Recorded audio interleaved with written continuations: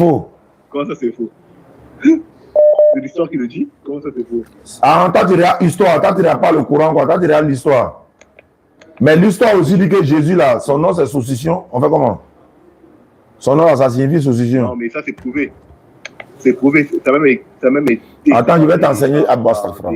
Attends, je vais t'expliquer. Attends, je vais t'expliquer. C'est bon? Je peux t'expliquer? Non, j'écoute. L'islam n'a pas apparu après Jésus. C'est le prophète alayhi salatu wa salam qui est venu après Jésus. C'est le Coran qui est venu après Jésus. C'est pas l'islam. Abraham, là, il n'était pas chrétien. Ibrahim, là, il était musulman. Abraham n'était pas un chrétien. Donc l'islam n'a pas apparu après Jésus. C'est avant Jésus.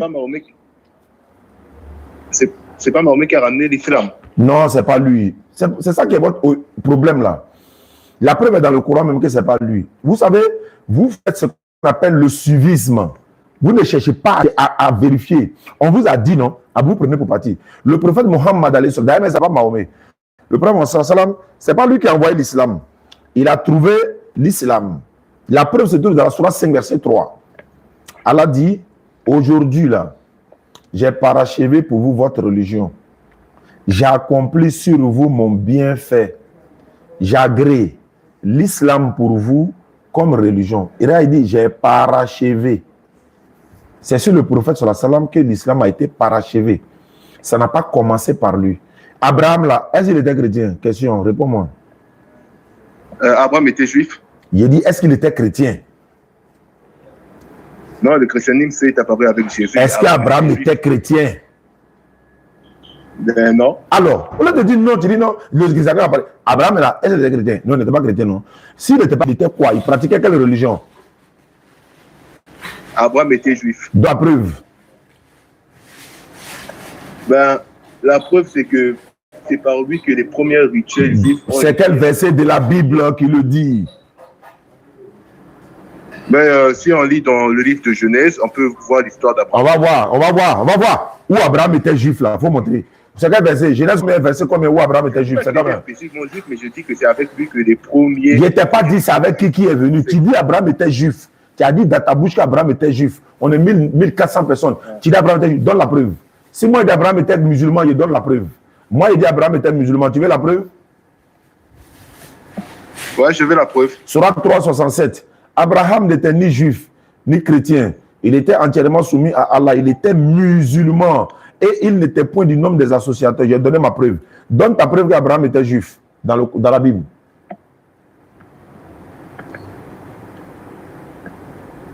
Bon, on avance. Allô une fois. Allô deux fois. Attendez, je recherche. Faut chercher. Sinon, éclaire tout de suite. Amalos, la manière qu'a dit, l'islam est trop intéressant. Considéré comme le patriarche hébreu. Ses fils Jacob, Joseph. Jacob et Joseph, c'est par eux qu'est née la religion. Tu es en train de lire commentaire. Tu es en train de lire commentaire, tricher là. Donne le verset là. C'est quel verset? Non, je ne l'ai pas commenté devant Dieu. C'est quel verset? C'est quel verset? C'est quel verset? Non, mais quand c'est pas. Il n'y a pas de verset précis, mais quand tu lis tout le livre de Genèse, tu vas. Non, c'est que tu étais en train de lire là, c'est quel verset? C'est que tu as lu tout cela, c'est quel verset? Je me base seulement parce que la Bible dit que Abraham engendra Jacob. Genèse combien? Genèse combien? Numéro combien?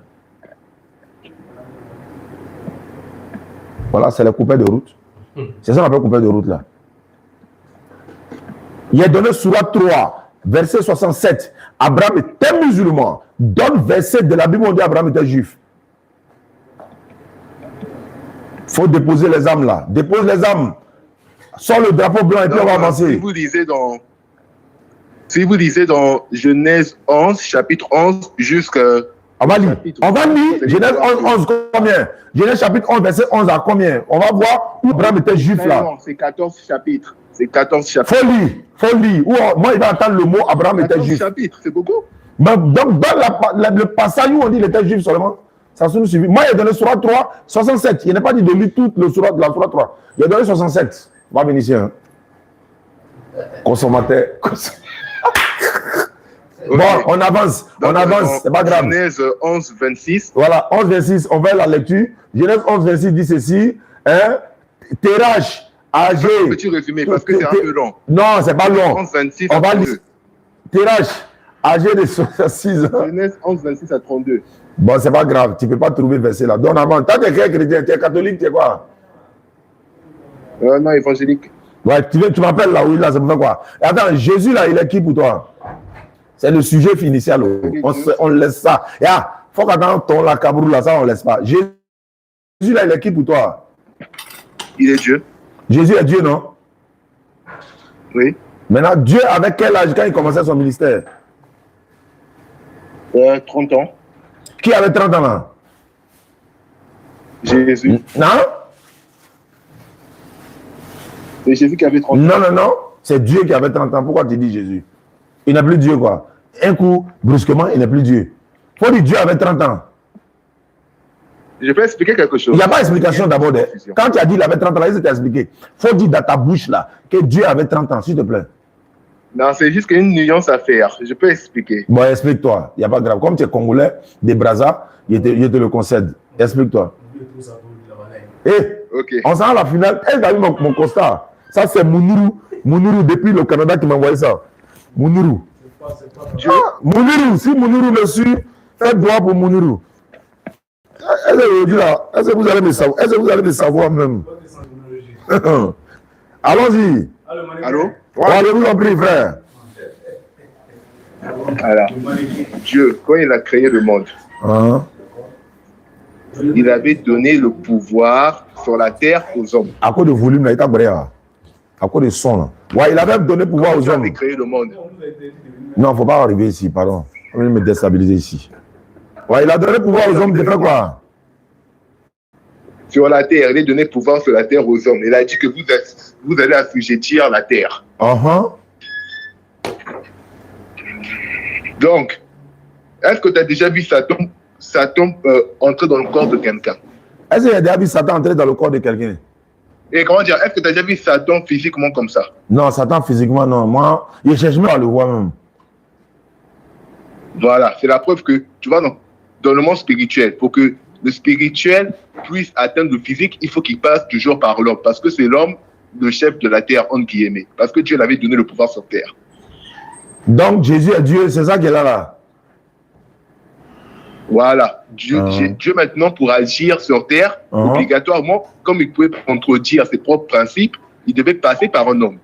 Donc, Dieu, pour agir sur terre, il devait obligatoirement passer par un homme. On te suit toujours, on te suit. Jusque-là, c'est bon. Ok. Jusque-là, on est d'accord, non? Non, on n'est pas d'accord. Est-ce que moi, je suis d'accord? Moi, je ne suis pas d'accord. Je peux contredire ça rapidement? Ou bien? Bon, attends, je finis. Voilà, il faut finir. Et donc, Dieu, il s'est réincarné dans un homme qui s'appelle Jésus. Dieu s'est réincarné dans un homme qui s'appelle Jésus parce que Dieu est obligé de venir sur la terre pour se faire homme pour nous sauver. Ok. Il s'est réincarné dans un homme Jésus. Voilà. Dieu a porté la chair humaine pour mourir à la croix pour nous. Dieu a porté la chair humaine. Et puis, qui est mort à la croix? Jésus. Tu sais, pourquoi tu m'insultes? Attends, pourquoi tu m'insultes? Pourquoi tu m'insultes? Je t'insulte. Tu n'as pas dit tout de suite là que Dieu a porté la chair humaine pour aller mourir à la croix? Si. Mais pourquoi tu dis Dieu est mort à la croix? On te demande, tu dis encore que c'est Jésus. Pourquoi tu changes de parole? C'est une insulte? Tu m'insultes? Mais parce que c'est la même personne. Non, si c'est la même personne là, il ne faut plus citer le nom de Jésus. Il faut dire Dieu en même temps. Là, on sait que c'est Jésus. Tu comprends, non? Il faut toujours dire Dieu, Jésus, Dieu. Jésus, Dieu. Voilà, là, on sait que c'est Dieu. Donc, Dieu est mort à la croix. Conscience parle. Le raisonnement, il faut parler à lui. En fait, Dieu a 3 dimensions. Et alors, je sais qu'il a 23 dimensions. Il dit, qui est mort à la croix là? C'est Dieu, mais ce n'est pas Dieu. Dieu a 3 dimensions. Il y a Dieu le Père. Il y a le Saint-Esprit et il y a Jésus qui est mort pour nos péchés. Le Saint-Esprit, c'est l'Esprit de Dieu qui vit en nous qu'on accepte.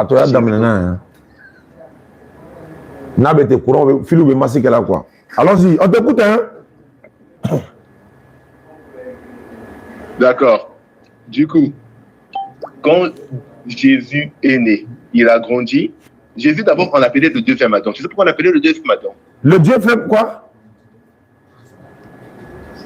Tu sais pourquoi Jésus, on l'appelait le deuxième Adam? Attends, il y a une question qui m'est revenue là. Tu as dit que Jésus là, tu dis c'est Dieu qui est venu sur la terre, il s'est fait homme pour venir nous sauver, pour comprendre le problème. C'est ce que tu avais dit, non? Ouais. Maintenant, je vais savoir quelque chose. Ça, c'est Dieu qui a fait ça. Hein? Maintenant, le vétérinaire là, pour soigner le mouton là, est-ce qu'il devient mouton? Le vétérinaire pour soigner le mouton, est-ce qu'il devient mouton? Le problème du mouton, c'est que oui, il n'a pas de péché. Maintenant, l'homme, c'est quoi? Est-ce que le vétérinaire devient mouton lorsqu'il veut soigner le mouton là? Est-ce qu'il se transforme pour devenir mouton? Comme Dieu s'est transformé pour devenir l'homme là. Lui, on le comprend. Mais est-ce qu'un vétérinaire qui est plus grand que toi, ton Dieu là, quand il veut soigner le mouton là, est-ce qu'il devient mouton? Dieu n'est pas venu pour soigner l'homme. Dieu est venu pour enlever la condamnation. Mais il s'est fait homme, non? Il s'est fait homme, non? Justement. Maintenant, est-ce que quand le vétérinaire lui veut soigner le mouton, ou bien le bœuf, ou bien porc là, il devient porc? Ben, je ne vois pas le rapport. Hein. Il y a un rapport, il ne voit pas le rapport. Regarde le rapport là. Si Dieu devient un homme pour sauver l'homme, pourquoi Dieu ne peut pas rester de sa position pour nous sauver? Pourquoi il est obligé de devenir l'homme? Pourquoi il est obligé de devenir homme? Parce que l'homme, quand Adam a péché, c'était la nature humaine qui a été déchirée. Très bien. Donc quand le mouton est malade là, qui doit le soigner?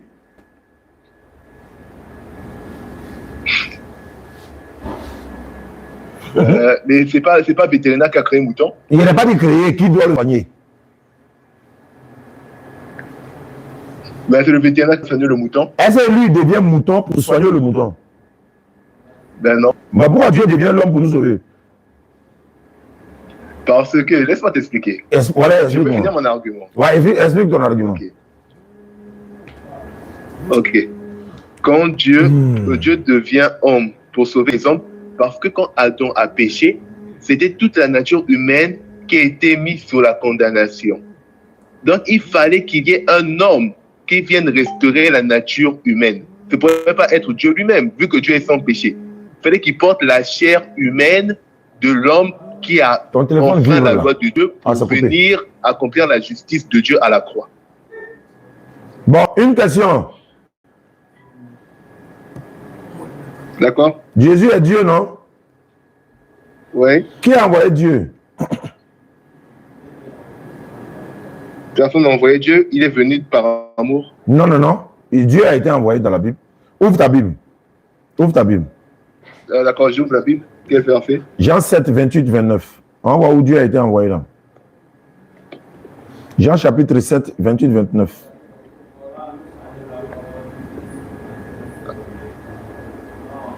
Attends un peu.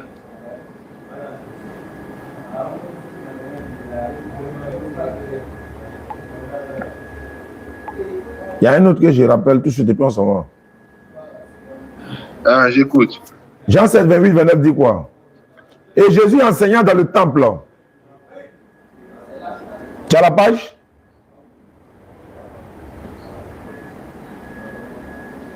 Tu es là? Oui, je suis à la page. Voilà. Jésus enseignant dans le temple s'écria, vous me connaissez et vous savez d'où je suis. Je ne suis pas venu de moi-même, mais celui qui m'a envoyé est vrai. Et vous ne le connaissez pas. Moi, je le connais, car je viens de lui et c'est lui qui m'a envoyé. Jésus dit, Dieu dit, je ne suis pas venu de moi-même. Dieu dit, je ne suis pas venu de moi-même. Donc, qui l'a envoyé? Ça sonne encore. Hein? Jésus est une réincarnation de Dieu. Jésus est Dieu, c'est la même personne. C'est juste, comment dire ça en français? C'est juste, comment dire? Une figure de style. Quelle figure de style? Dieu dit qu'on m'a envoyé quoi figure de style? Quand Jésus est Dieu là, est-ce la figure de style? Et puis ils comprennent français. Mais on comprend le français. C'est juste dans la Bible, il y a beaucoup de nuances. Il a dit, qui a envoyé Dieu? Dans le passage là, qui a envoyé Dieu? Personne n'a envoyé Dieu. Et un petit qui posait la question hier là, il ne parle français. Oui. Hein? Lui, vous là, il a été... En fait, il y a Jean 3,16. Tu connais Jean 3,16? Jean 3,16, non. Dieu a tant aimé le monde qu'il a envoyé son fils qui est Dieu. Oh, ben, c'est pas ça? Voilà. C'est ça? Son fils unique, avec qui croit lui ne périsse pas, mais est la vie éternelle. N'est-ce pas? C'est ça. Qui a aimé le monde? Il a envoyé Jésus. C'est Dieu qui a tant aimé le monde pour nous parce qu'il ne voulait pas voir sa création. Très bien. Qui est le donateur et qui est le don? Le donateur, c'est Dieu, le don, c'est Jésus. Maintenant, entre le don et le donateur, on doit se procéder devant qui? Entre le don et quoi? Entre le don et le donateur, on doit se prosterner pour adorer qui? On doit pour adorer le donateur. Mais pourquoi vous partez adorer le don?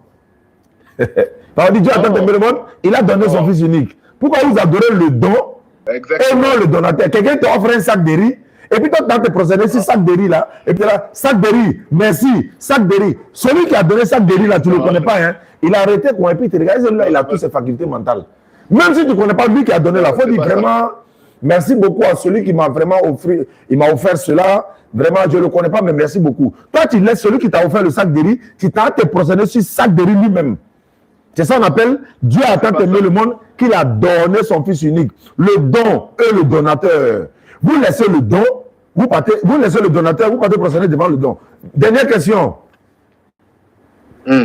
Jésus est Dieu, Jésus est toujours Dieu. C'est que la Bible dit aussi. La Bible dit aussi que je suis le chemin et la vie, nul ne peut venir au Père que par moi.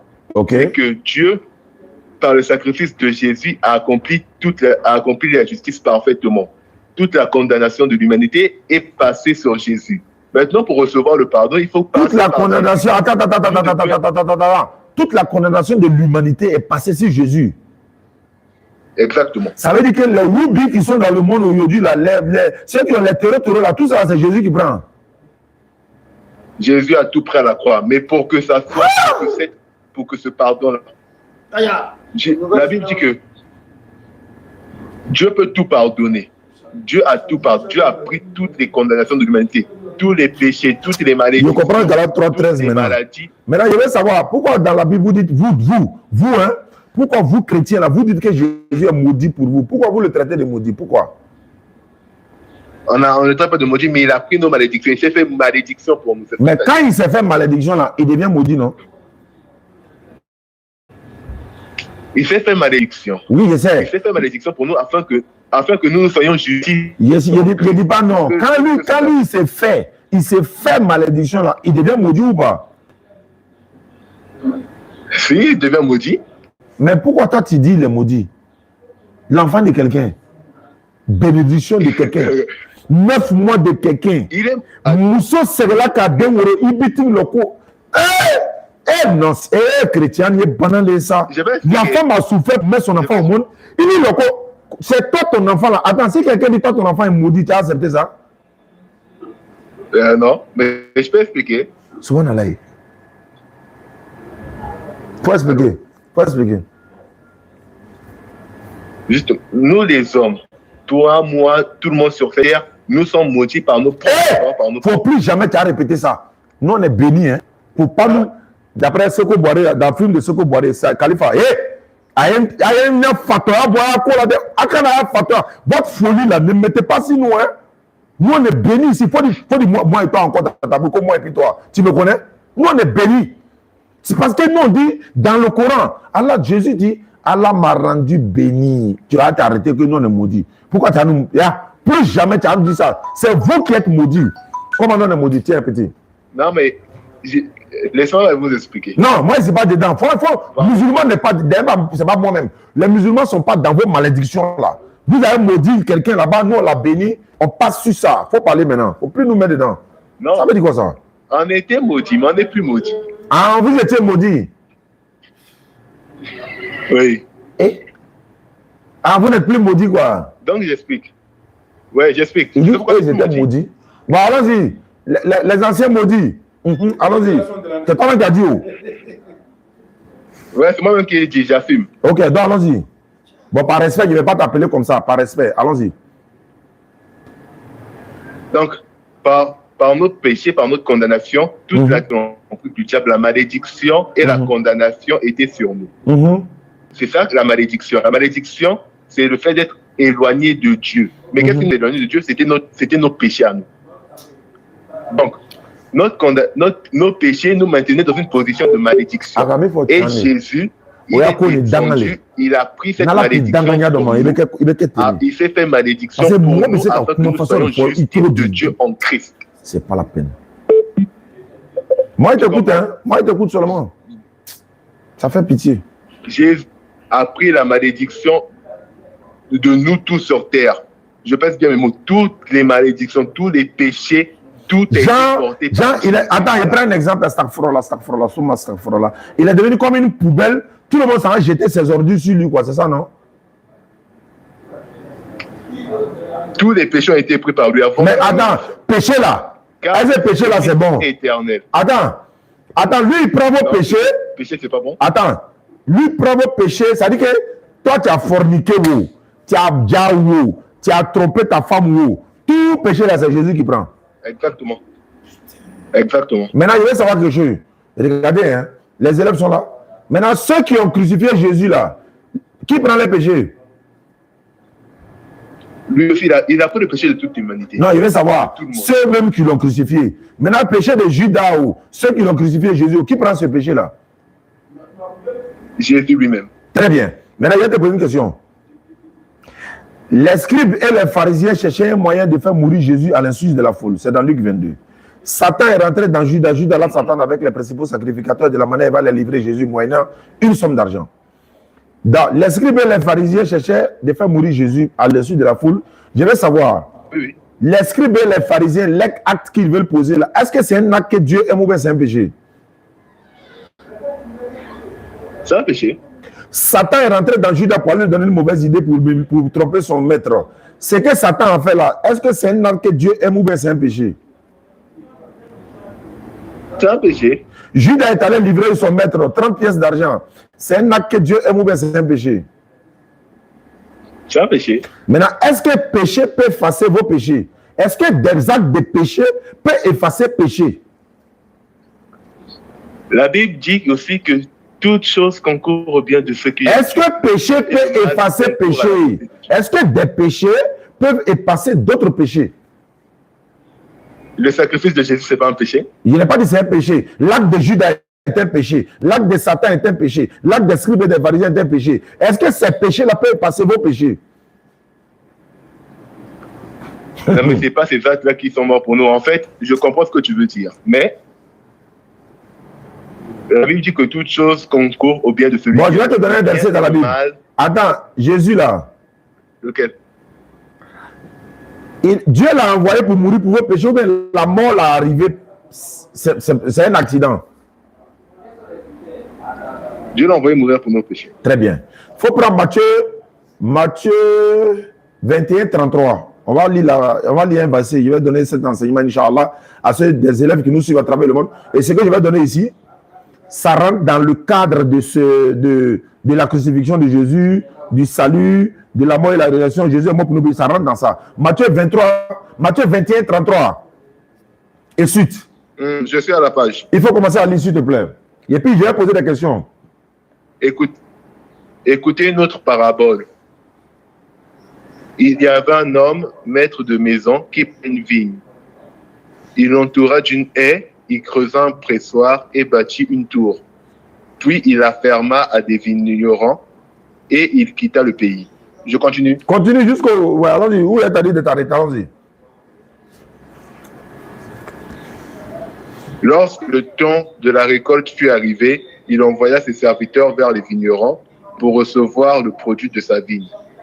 Les vignerons s'étant saisis de ses serviteurs, battirent l'un, tuèrent l'autre et lapidèrent le troisième. Il envoya encore d'autres serviteurs en plus grand nombre que les premiers. Les vignerons les traitèrent de la même manière. Enfin, il envoya vers eux son fils, en disant « Ils auront du respect pour mon fils. » Et que les vignerons virent le fils, ils dirent entre eux « Voici l'héritier. Venez, tuons-le et emparons-nous de son héritage. » Et ils se saisirent de lui, le jetèrent hors de la vigne et le tuèrent. Maintenant, lorsque le maître de la vigne viendra, que fera-t-il à ces vignerons? Il répondit. Je continue. Ils lui répondirent, il fera périr misérablement ces misérables, et il affermera la vigne à d'autres vignerons. Il affermera plutôt la vigne à d'autres vignerons, qui lui en donneront le produit au temps de la récolte. Voilà, la question est de savoir. La question est de savoir. Jésus-Christ est en train de donner cette parabole de la vigne, du vigneron homicide ici. Jésus dit, un homme de la vigne a planté il a planté de la vigne. Il a confié à des serviteurs, il allait en voyage, etc. Le vigneron ici, là, ça symbolise Dieu. Les serviteurs symbolisent les prophètes. Maintenant, la vigne, là, même là, c'est le message et tout ce qui l'accompagne et tout ça. Je vais dire, Jésus donne cette parabole-là. Il prend directement au verset où on dit, il a envoyé des serviteurs, comme de la manière, Matthieu 23, 37 dit, Jérusalem, Jérusalem, toi qui dis les prophètes qui te sont envoyés. Donc, quand il envoie les vignerons, quand il envoie les serviteurs, on les garde. Il envoie les serviteurs, on les garde. Il envoie les serviteurs, on les garde. Il a décidé d'envoyer son fils. Lorsqu'il envoie son fils, là, il a dit, peut-être qu'ils auront du respect pour mon fils. Et puis, ils vont donner la part de sa vigne. Mais quand les vignerons, les gens ont vu le fils, là, ils ont dit, voici l'héritier. Emparons-nous de lui et puis on va le garder. Donc, ils ont attrapé le fils pour le garder. Maintenant, Jésus demande, quand le vigneron va venir là, le père de la vigne va venir là, qu'est-ce qu'il va faire de ceux qui ont gardé le fils et les serviteurs là? Il dit non, il va les massacrer misérablement. Je paraphrase. Il fera périr.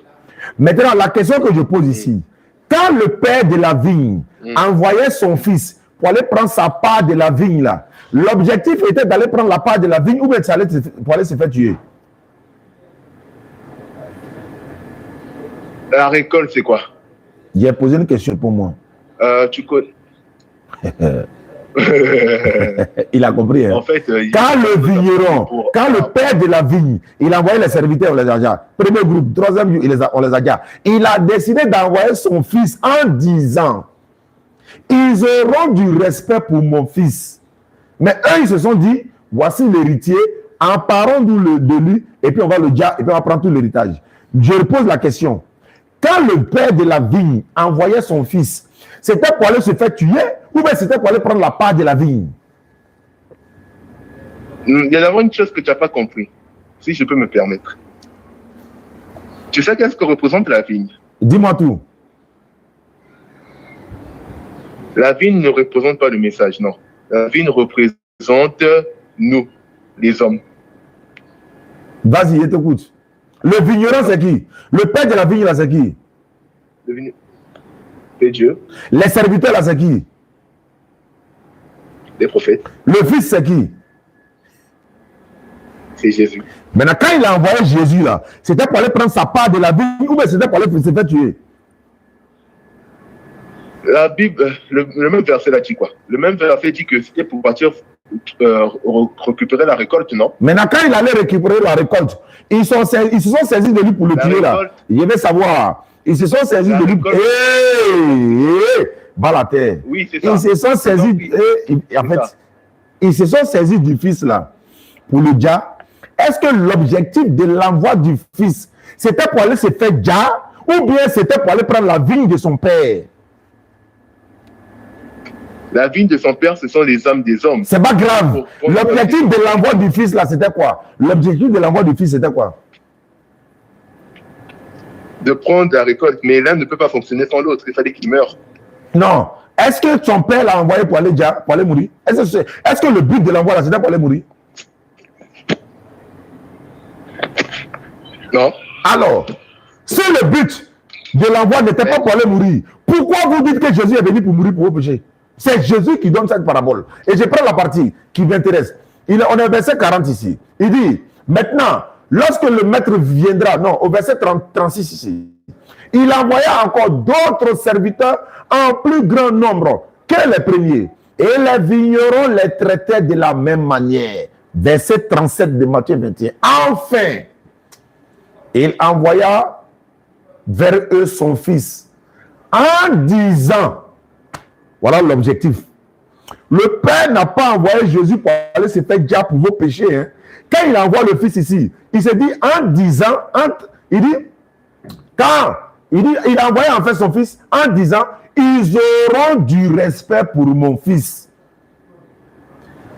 Mais quand les vignerons virent le Fils, normalement qui est venu pour vos péchés, s'il était réellement venu pour se donner pour vos péchés, et puis il dit entre eux, voici l'héritier, venez, tuons-le et emparons-nous de son héritage. Dieu n'a jamais envoyé Jésus pour venir mourir pour vos péchés, jamais de la vie. Qu'est-ce que montre ce verset? Ce verset la prouve quoi? C'est Jésus qui donne maintenant la parabole du vigneron au Messie en disant ceci. Dieu là, il envoie les prophètes. L'Éternel, il envoie les prophètes. Le but d'envoyer les prophètes là, c'est pas pour aller se faire diable pour quelqu'un. Jérusalem, Jérusalem, je te lis ça rapidement. Matthieu 23, 37. Les élèves qui sont là, prenez note. Matthieu 23, 37, je suis à la page. Et regardez ce qui est. Jérusalem, Jérusalem, Matthieu 23, 37. Jérusalem, Jérusalem.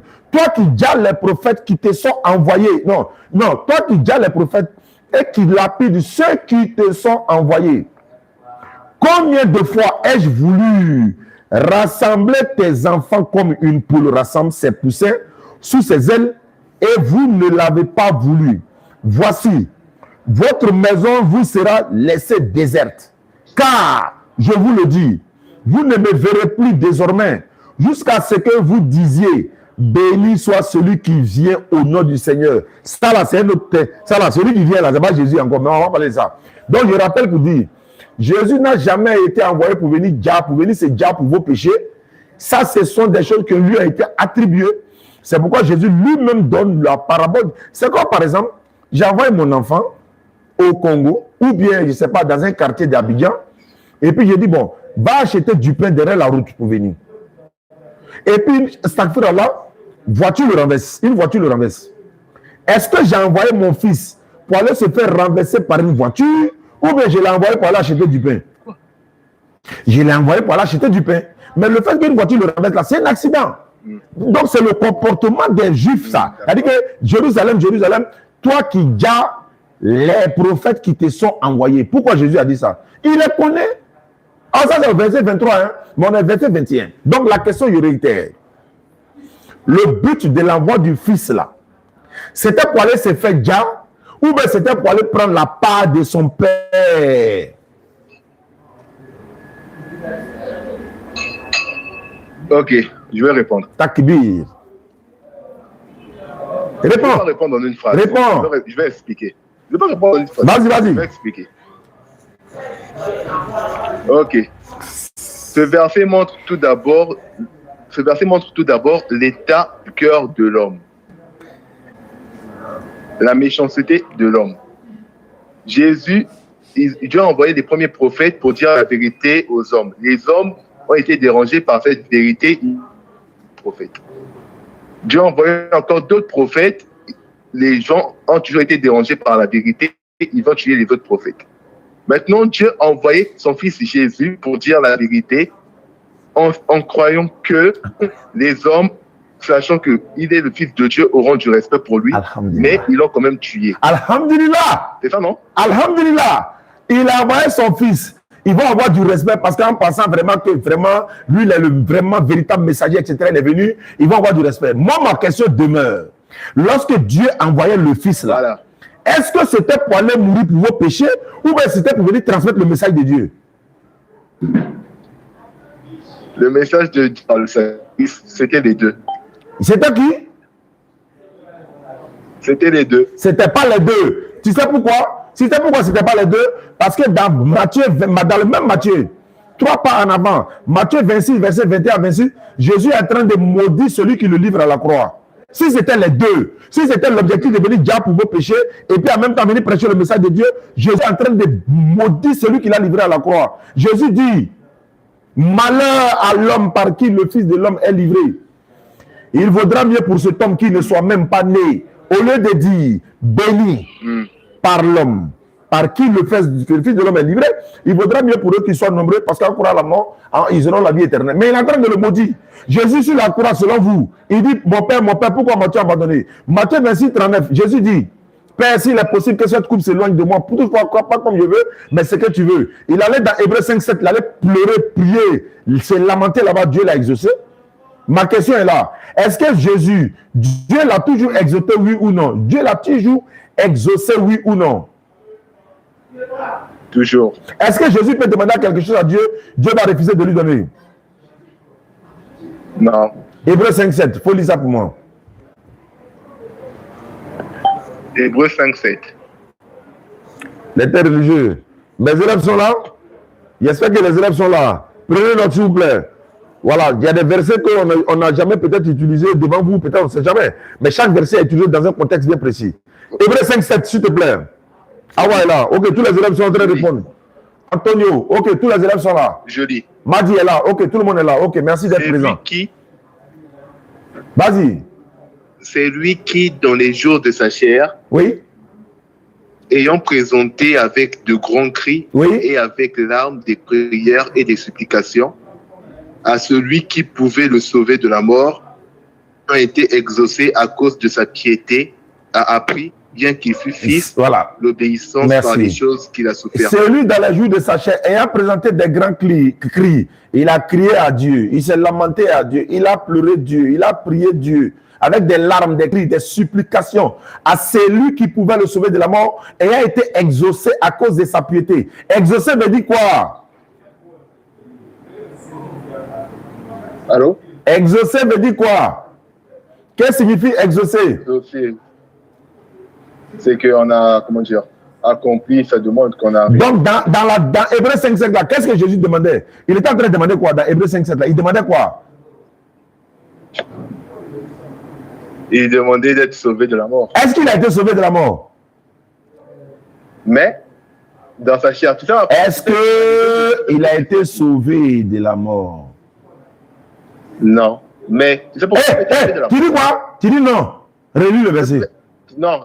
Relis le verset. C'est pas ce que j'ai dit. C'est pas ce que j'ai dit. Ah, d'accord. Comme donc la question est là. A-t-il été sauvé ou pas? Non, mais attends. J'ai une question. Non, réponds d'abord. Quand ils sont coincés, ils veulent fuir. Il a été exaucé de quoi? Il a été exaucé dans sa demande. Donc, est-ce que sa demande a été acceptée par Dieu?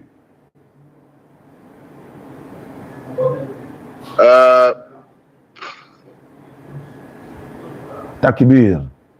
Mais le verset ne dit pas qu'il faisait des... Relis le verset. Relis le verset. Relis le verset. J'ai bien le verset. Le verset dit, c'est lui qui, dans les jours de sa chair, ayant présenté avec de grands cris et avec larmes des prières et des supplications, à celui qui pouvait le sauver de quoi? De quoi? De la mort. Alors, tu n'as pas dit que ce n'est pas écrit. Alors maintenant, ayant été la suite. Et ayant été exaucé à cause de sa piété. Exaucé veut dire quoi? Exaucé veut dire quoi? Qu'on a réalisé sa prière. Maintenant, sa prière d'ici là, c'était pour mourir, mais c'était pour ne pas mourir. Mais la Bible, mais ce verset ne dit dans ce verset, il voulait mourir, mais il ne voulait pas mourir dans ce verset. C'est pas ce que ce verset dit. Le verset dit quoi? Quand il a demandé quoi? Il a demandé quoi à Dieu? Il faisait des prières et des supplications à celui qui? Il y a quelque chose à comprendre. Qui? À celui qui peut faire quoi? C'est clair. À celui qui pouvait le sauver de la mort. Donc, sauver de la mort, là, c'est pourquoi? Pourquoi il s'adresse à lui qui peut le sauver de la mort? Pourquoi il ne s'adresse pas à celui qui peut le sauver de la santé, de la faim? Pourquoi c'est précisé de la mort ici? Parce que sa demande là, c'était de ne pas mourir. Tu n'as pas bien compris le verset. Maintenant, je veux savoir, Jésus a été exaucé de quoi? De quoi? Moi, je veux savoir, il a été exaucé de quoi? Laisse-moi t'expliquer. Laisse-moi vous expliquer. Il a dit, il a été exaucé de quoi? Ben, laisse-moi vous expliquer. Bon, faut expliquer. Il faisait des prières et des supplications à celui qui pouvait le sauver de la mort. Autrement dit, il faisait des prières et des supplications à qui? À Dieu. Mais ce verset ne dit pas qu'il faisait des prières et des supplications pour être épargné de la mort. C'est pas ce que ce verset dit. Pas du tout. Je t'ai dit, dans Matthieu 26, 39 là, Jésus a dit, Père, s'il est possible que cette coupe s'éloigne de moi, pas comme je veux, mais ce que tu veux. Maintenant, sa demande là, c'est dans Hébreu que ça a été exaucé. C'est dans Hébreu que, voilà, c'est dans Hébreu qu'il a été exaucé dans sa demande. Dans sa chair, Jésus, personne, parce que mourir à la croix, Je sais pas si tu as essayé de comprendre un peu comment dire à quel point mourir crucifié, c'est vraiment dur. Humainement parlant. C'est dur comment? Il est venu pour ça et puis tu dis c'est dur. Il pleure pourquoi? Et Jésus pleurait là, c'était pourquoi? Non, mais il est venu, certes. Le fait qu'il soit venu pour ça ne veut pas dire, n'enlève pas la souffrance. Il était humain aussi. Ouais, mais s'il est humain aussi là, s'il est venu pour ça, il ne doit pas pleurer encore, puisqu'il est venu pour ça. Ou bien ils l'ont contraint à venir, ou bien il est venu contre sa volonté. Il est venu contre sa propre volonté, quoi. Mais il n'est pas venu contre sa volonté. Donc il a accepté de venir, non? Exactement. Pourquoi il pleure encore? Pourquoi tu pleures? Mais parce que c'était quand même dur. Ouais, mais quelle que soit la dureté là, c'est pour une bonne cause, non? Ah. Ouais. Alors, maintenant, pourquoi il pleure? Ça arrive. même personnellement. Je peux accepter de faire des bonnes choses. D'accord, maintenant on va passer à autre chose. Donc tu dis Jésus est Dieu, c'est sur ça que je vais terminer. Jésus est Dieu. Oui. Sa maman s'appelle comment? Ben, Marie. Le papa de Marie est qui pour Dieu? Le papa de Marie. C'est sa créature. Et je reprends. Jésus est Dieu, sa maman c'est Marie. Ouais. L'enfant de Marie est Dieu. Ouais. Le papa de Marie maintenant est qui pour l'enfant de Marie? Le papa de Marie est qui pour l'enfant de Marie? Humainement parlons, son grand-père. Moi, papa de humainement, il dit les qui? Quel humainement? Ce sont des anges. Ce sont des anges. Ce sont des anges. C'est des humainement. Quand tu as dit Jésus est Dieu, là, il t'a dit humainement. Il ne faut plus me parler de humainement ici. Jésus, là, il est Dieu. Sa maman, c'est Marie. Donc, papa de Marie est qui pour l'enfant de Marie? La Bible dit que Jésus a deux dimensions. Maintenant, Marie, là, son papa est qui pour son fils? D'où je dis humainement parce que Jésus... Jésus, là, il est Dieu, là, c'est humainement, non? Quand Jésus est Dieu, là, c'est humainement? Non, il est Dieu divinement parce que Jésus a la... Donc, s'il est Dieu divinement là-haut, quand il est fils de Marie, là, c'est divinement aussi, non? C'est humainement parce qu'il est né de la chair humaine. Attends, Marie, elle n'est pas la mère de Dieu, quoi? Marie n'est pas la mère de Dieu vu que Dieu... Je pensais que Marie est la mère de Dieu. Ah, elle n'est pas la mère de Dieu. Son enfant n'est pas Dieu. Donc vous mentez aux gens, quoi. Vous mentez aux gens, quoi. Marie n'est pas la mère de Dieu. Pourquoi tu mens alors? Vous avez dit arrêtez de manger porc. Je vous ai dit, c'est arrêtez de manger porc. C'est porc qui fait que vous mentez. Vous avez honte là. C'est porc. Il a arrêté de manger porc. Oh. Laissez-moi le bénir là-haut. Il y a manger des porcs, il n'a pas honte. C'est ça, c'est porc qui fait. Tout de suite, devant tout le monde, tu as parlé, tu as mis encore. Le dernier. Lui, il m'a attendu beaucoup hein, depuis hier, non? Non, pardon, allô, shalom frère. Ouais. Désolé pour le retard. Je suis sollicité par beaucoup de personnes. On est à 301 convertis actuellement. Je rappelle aux internautes, hein, nous avons bouclé les 300 convertis hier, mais quand on est parti, Inch'Allah, la DDR, dans la conférence de la DDR ici à Issia, il y a un frère qui s'est converti, donc ça fait 301 convertis. Mettez ça sur le compteur.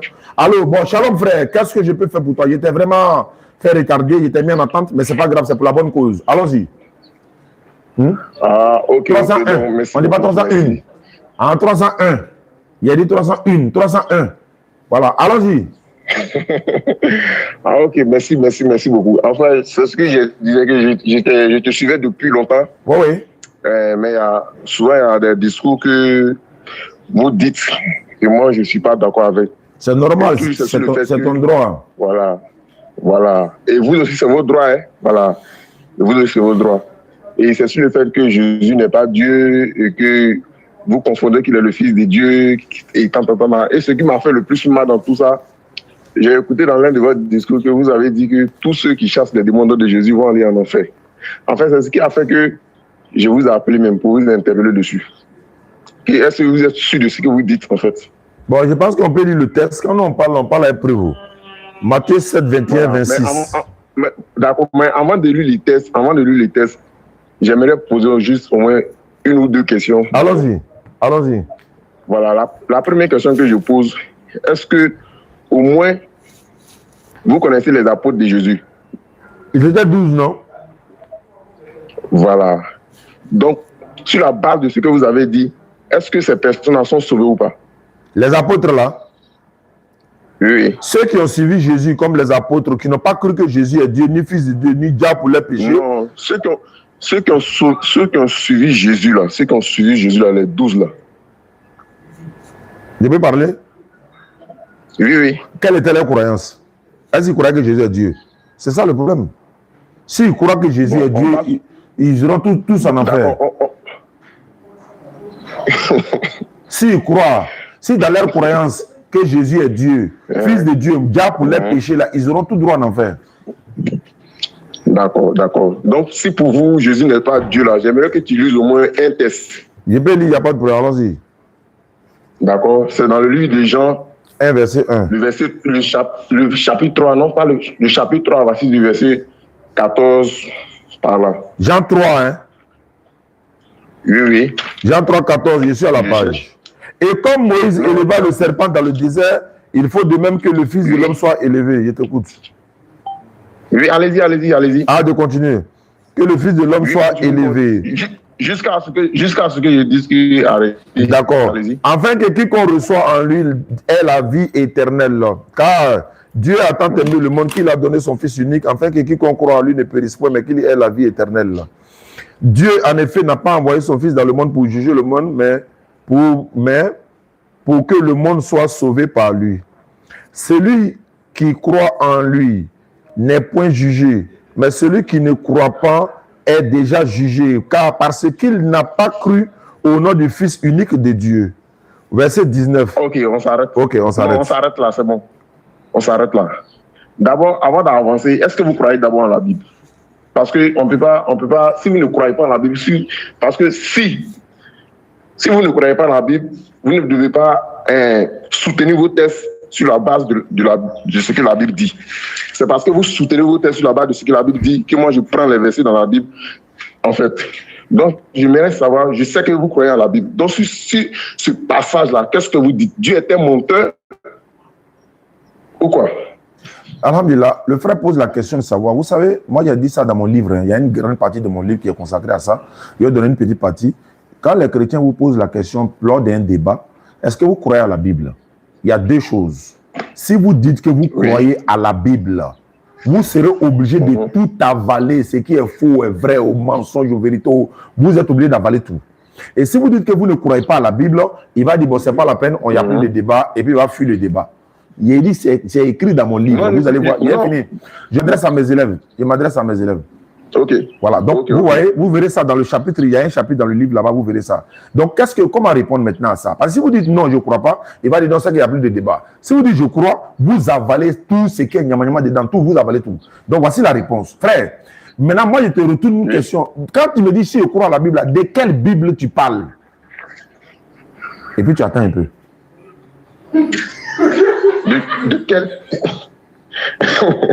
De quelle Bible je parle? Je parle de la Bible en général, tout ce qui est Bible. Très bien. La Bible des catholiques, là, elle fait 82 livres. C'est de ça que tu parles? La Bible des 80... Si ce sujet-là même, c'est parce qu'on ne peut pas mélanger la Bible des témoins de Jéhovah qui fait 66 livres, il y a 19 versets qui sont coupés, jetés à la poubelle. C'est de ça que tu parles? La Bible de Jérusalem fait 73 livres. Il y a Ecclésiastique là-bas, il n'y a pas Ecclésiastique dans le second. Il y a Siracide là-bas, il n'y a pas Siracide dans le second. C'est de ça que tu parles? La Bible se met, le Nouveau Testament qui fait uniquement 27 livres. C'est de ça que tu parles. Tu parles de quelle Bible? Je parle de lui second. Donc tu choisis lui second. Je ne choisis pas lui second, mais je parle ici de lui second parce que j'ai lui second en main ici. Non, mais pourquoi tu ne prends pas celle des témoins de Jéhovah? Parce que je n'en ai pas. Mais moi, il y a ça. Moi, il y a ça. D'accord, donc tu peux lire un passage dedans. Voilà, la Bible des témoins de Jéhovah, il y a 19 versets qui sont manqués. Hein. Donc quand je vais arriver là-bas et puis le verset n'existe pas, il ne faut pas dire de changer de Bible après. Hein. Bon, donc prenez ce que j'ai en main là. Ah, donc tu choisis maintenant lui second. Ok, alors. Donc est-ce que les autres Bibles sont fausses?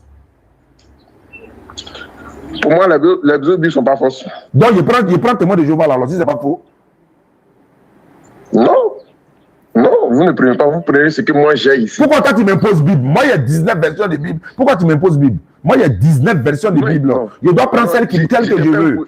Je dois prendre celle que je veux. Non, pourquoi on soit sur la même ligne? Tu vois, non, pourquoi on soit sur le même niveau de compréhension? Vous devez avoir... Puisque moi, je n'ai pas ma possession. D'accord, ok. Donc, comme tu as choisi lui second, les élèves, voilà la réponse maintenant. Oui. Tu me demandes si je crois à la Bible. Le musulman ne croit pas à la totalité de la Bible parce que la Bible est mélangée de faux et vrai. Il y a les vraies paroles de Dieu dedans, mais toute la Bible n'est pas la parole de Dieu. Voilà la réponse du musulman. Ok. Il y a le faux et puis il y a le vrai. Les deux sont mélangés. Ok, j'ai compris. D'accord. Donc, pour vous, c'est lequel qui est le vrai? J'ai dit, il y a le vrai et le faux mélangés, les deux sont dedans. Hein, tu veux les parties qui sont vraies, les parties qui ne sont pas vraies, quoi. D'accord. Donc, mais ici, là, c'est pas un homme qui parle ici, Oustaz. Dans quel passage? Ce que tu viens de donner?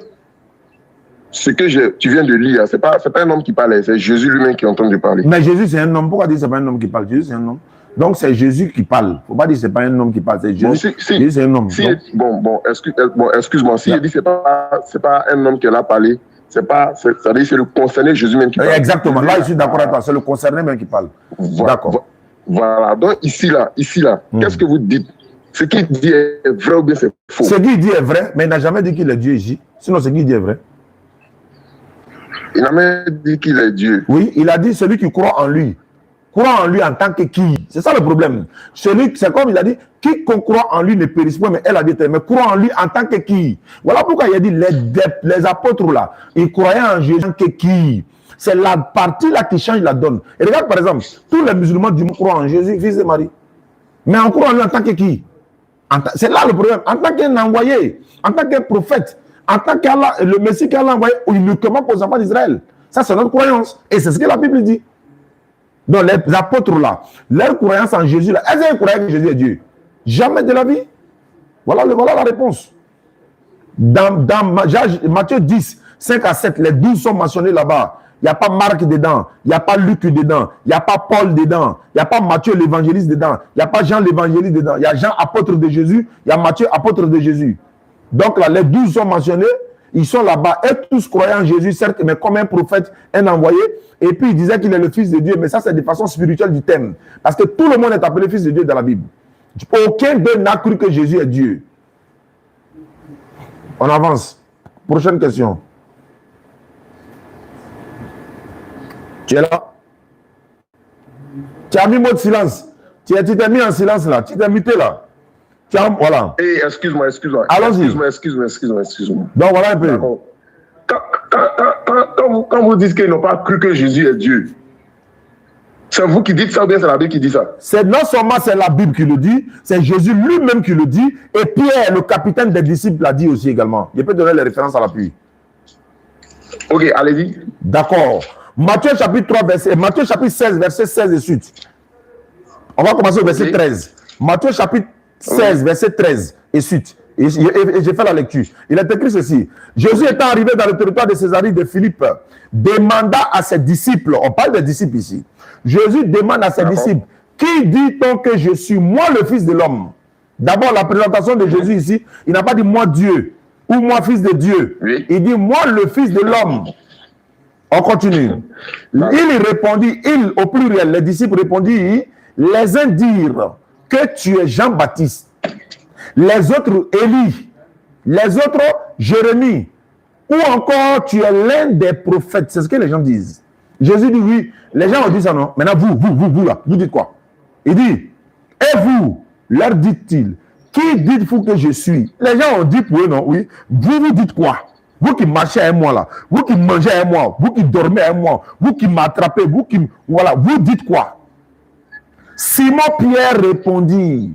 Simon-Pierre, c'est le premier ministre des apôtres. Okay. Simon-Pierre répondit, tu es le Christ, le Fils du Dieu vivant.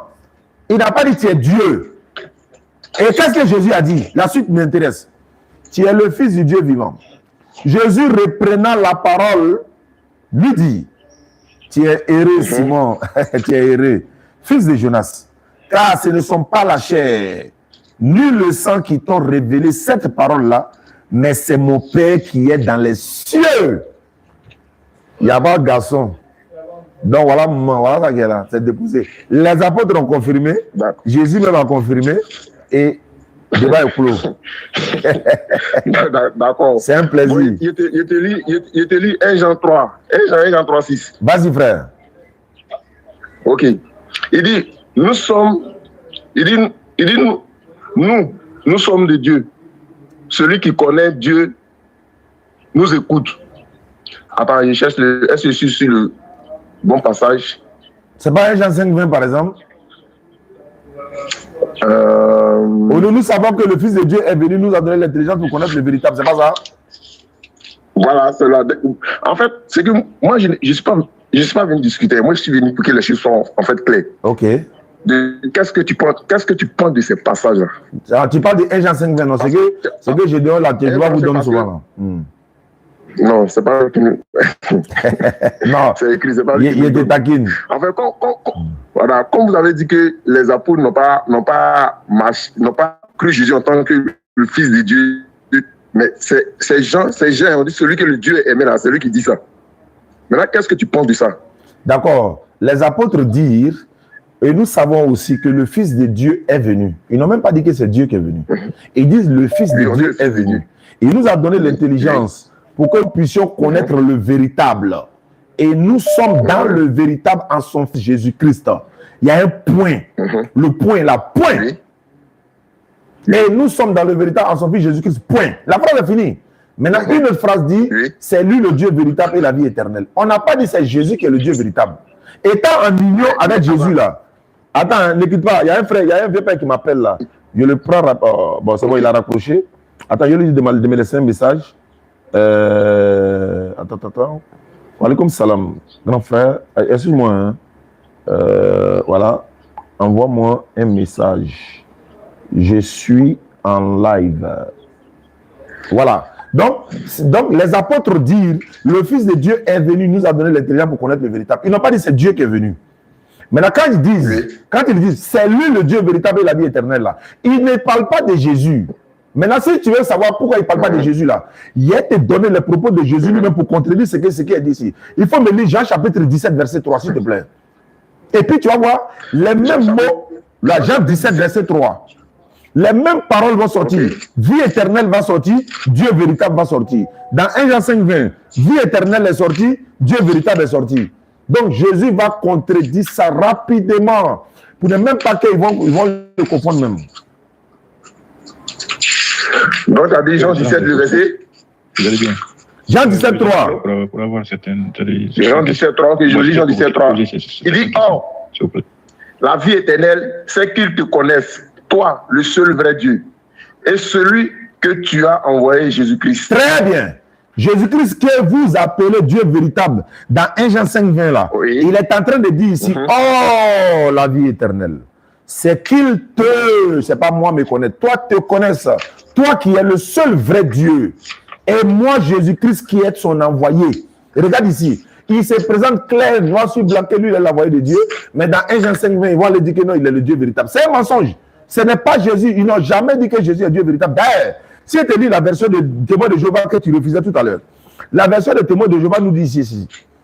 Et nous savons aussi, le Fils de Dieu est venu, nous le savons. Il est venu nous donner l'intelligence pour que nous parvenions à connaître le véritable. Et nous sommes en union. Nous sommes en union par le véritable. Nous sommes dans le véritable par le moyen de son Fils. Regardez, hein, par le moyen de son Fils. Et puis ils disent, c'est là. Ils n'ont même pas dit c'est lui. Hein. Ils ont dit c'est là le Dieu véritable et la vie éternelle. C'est là. La parole de vie, la tradition du monde nouveau des témoins de Jéhovah, il a écrit dedans, c'est là le Dieu véritable et la vie éternelle. Ils n'ont pas dit c'est lui. Mais là, pourquoi il dit c'est là? Le là, ça dit que cette fusion-là, avec Jésus-Christ là, quand tu es en union avec Jésus, tu connais automatiquement le Dieu véritable à travers Jésus. Ce n'est pas dit que c'est Jésus lui-même qui est le Dieu véritable. Voilà pourquoi Jésus est venu balayer ça du revers de la main dans Jean 17, 3 pour dire non. Dieu est le véritable Dieu. Lui n'est que l'envoyé de ce Dieu véritable. C'est fini. Faut envoyer encore. Ok, Dieu merci. En fait, je vais aller. Vous êtes en train d'aller là où je vais aller. Alors là-bas. Si on doit connaître le Dieu véritable à Jésus-Christ, Pourquoi vous préférez suivre Mahomet que Jésus? Ah, très bonne question. Très superbe question. D'ailleurs, ce n'est pas Mahomet, d'abord, c'est Mohammed alayhi salam. Les élèves sont là. Vous voyez tout ce que je nettoie avant de planter le décor. Dès qu'il dit Mahomet, ne le laisse pas passer. Dites que non, ce n'est pas Mahomet, c'est Mohammed sallallahu alayhi wa sallam. Donc ça, c'est un. Deux, pourquoi nous ne suivons pas Jésus? Pourquoi nous suivons Mohammed alayhi salam? Simplement parce que Jésus a dit dans la Bible version Semeur, Matthieu 15, 24, ma mission se limite qu'aux enfants d'Israël. Je n'ai été envoyé uniquement que pour les enfants d'Israël. Dieu m'a envoyé seulement pour les gens du peuple d'Israël. Seulement. Donc, il n'est pas venu pour les autres. Maintenant, Oustaz, je vous en prie. Monsieur Diané. Je t'écoute, hein. Allô? Il dit, mais à tous ceux qui l'ont cru, il est là dans le pouvoir de devenir enfant de Dieu. À tous ceux. C'est bon. Il dit à tous ceux. D'accord. Tout. Ouais, tout, non? À tous ceux. Tous ceux. D'accord. Je te réponds dans la Bible. La Bible s'explique par la Bible. C'est pour Jean 17, verset 9. Le tout là. Attends d'abord. Le tout là, c'est pas avec TS, avec S. Ça veut dire qu'il n'y a pas d'exception. Le tout, non? Il n'y a pas d'exception. Très bien. Le tout là, c'est avec S. Voilà. Il n'y a pas d'exception. Pour t'expliquer ça là, pour t'expliquer ça clairement, qui m'appelle là? Bon, il y a quelqu'un qui m'appelle, mais je ne peux pas le prendre maintenant parce que je suis derrière quelqu'un en ligne. Le tout ici là, c'est qu'il n'y a pas exception. Ok. S'il n'y a pas exception, on va vérifier s'il y a exception ou s'il n'y en a pas. Parce que quand il dit le tout là, il parle des enfants d'Israël. Regarde par exemple, Jésus a dit que vous serez assis sur 12 trônes pour juger les 12 tribus d'Israël. Quand Jésus dit, allez par tout le monde, le tout ici là, toi tu as dit c'est l'humanité tout entière. La réponse est dans la Bible. Quand il dit, à tous ceux qui l'ont reçu, le tout ici c'est parmi les enfants d'Israël. Il a été envoyé pour les enfants. Donc tout ce qu'il va dire là, ça les concerne, c'est restreint pour eux. La preuve est là. Jean 17, verset 9, s'il te plaît. Jean 17, verset 9. Dès que tu lis, je te pose question. Toi-même, tu as déposé les âmes. Regarde, il faut regarder. Jean 17, 9. Jean 17, verset 9. Jean 17, dans chapitre 17, verset 9. Non, je demande si de lire, mais toi tu vas. Il faut lire, s'il te plaît. D'accord. Jean chapitre 17, le verset 9, c'est ça? Vas-y, frère. Il dit, c'est pour eux. Non, il dit, c'est pour eux. Voilà. Voilà, c'est pour eux que je prie. Je ne prie pas pour le monde, mais pour ceux que tu m'as donnés, parce qu'ils sont à toi. Jésus dit, je ne prie pas pour le monde. Le tout ici, là, ça est dans le monde. Mais il dit, je ne prie pas pour le monde. De quel monde il s'agit?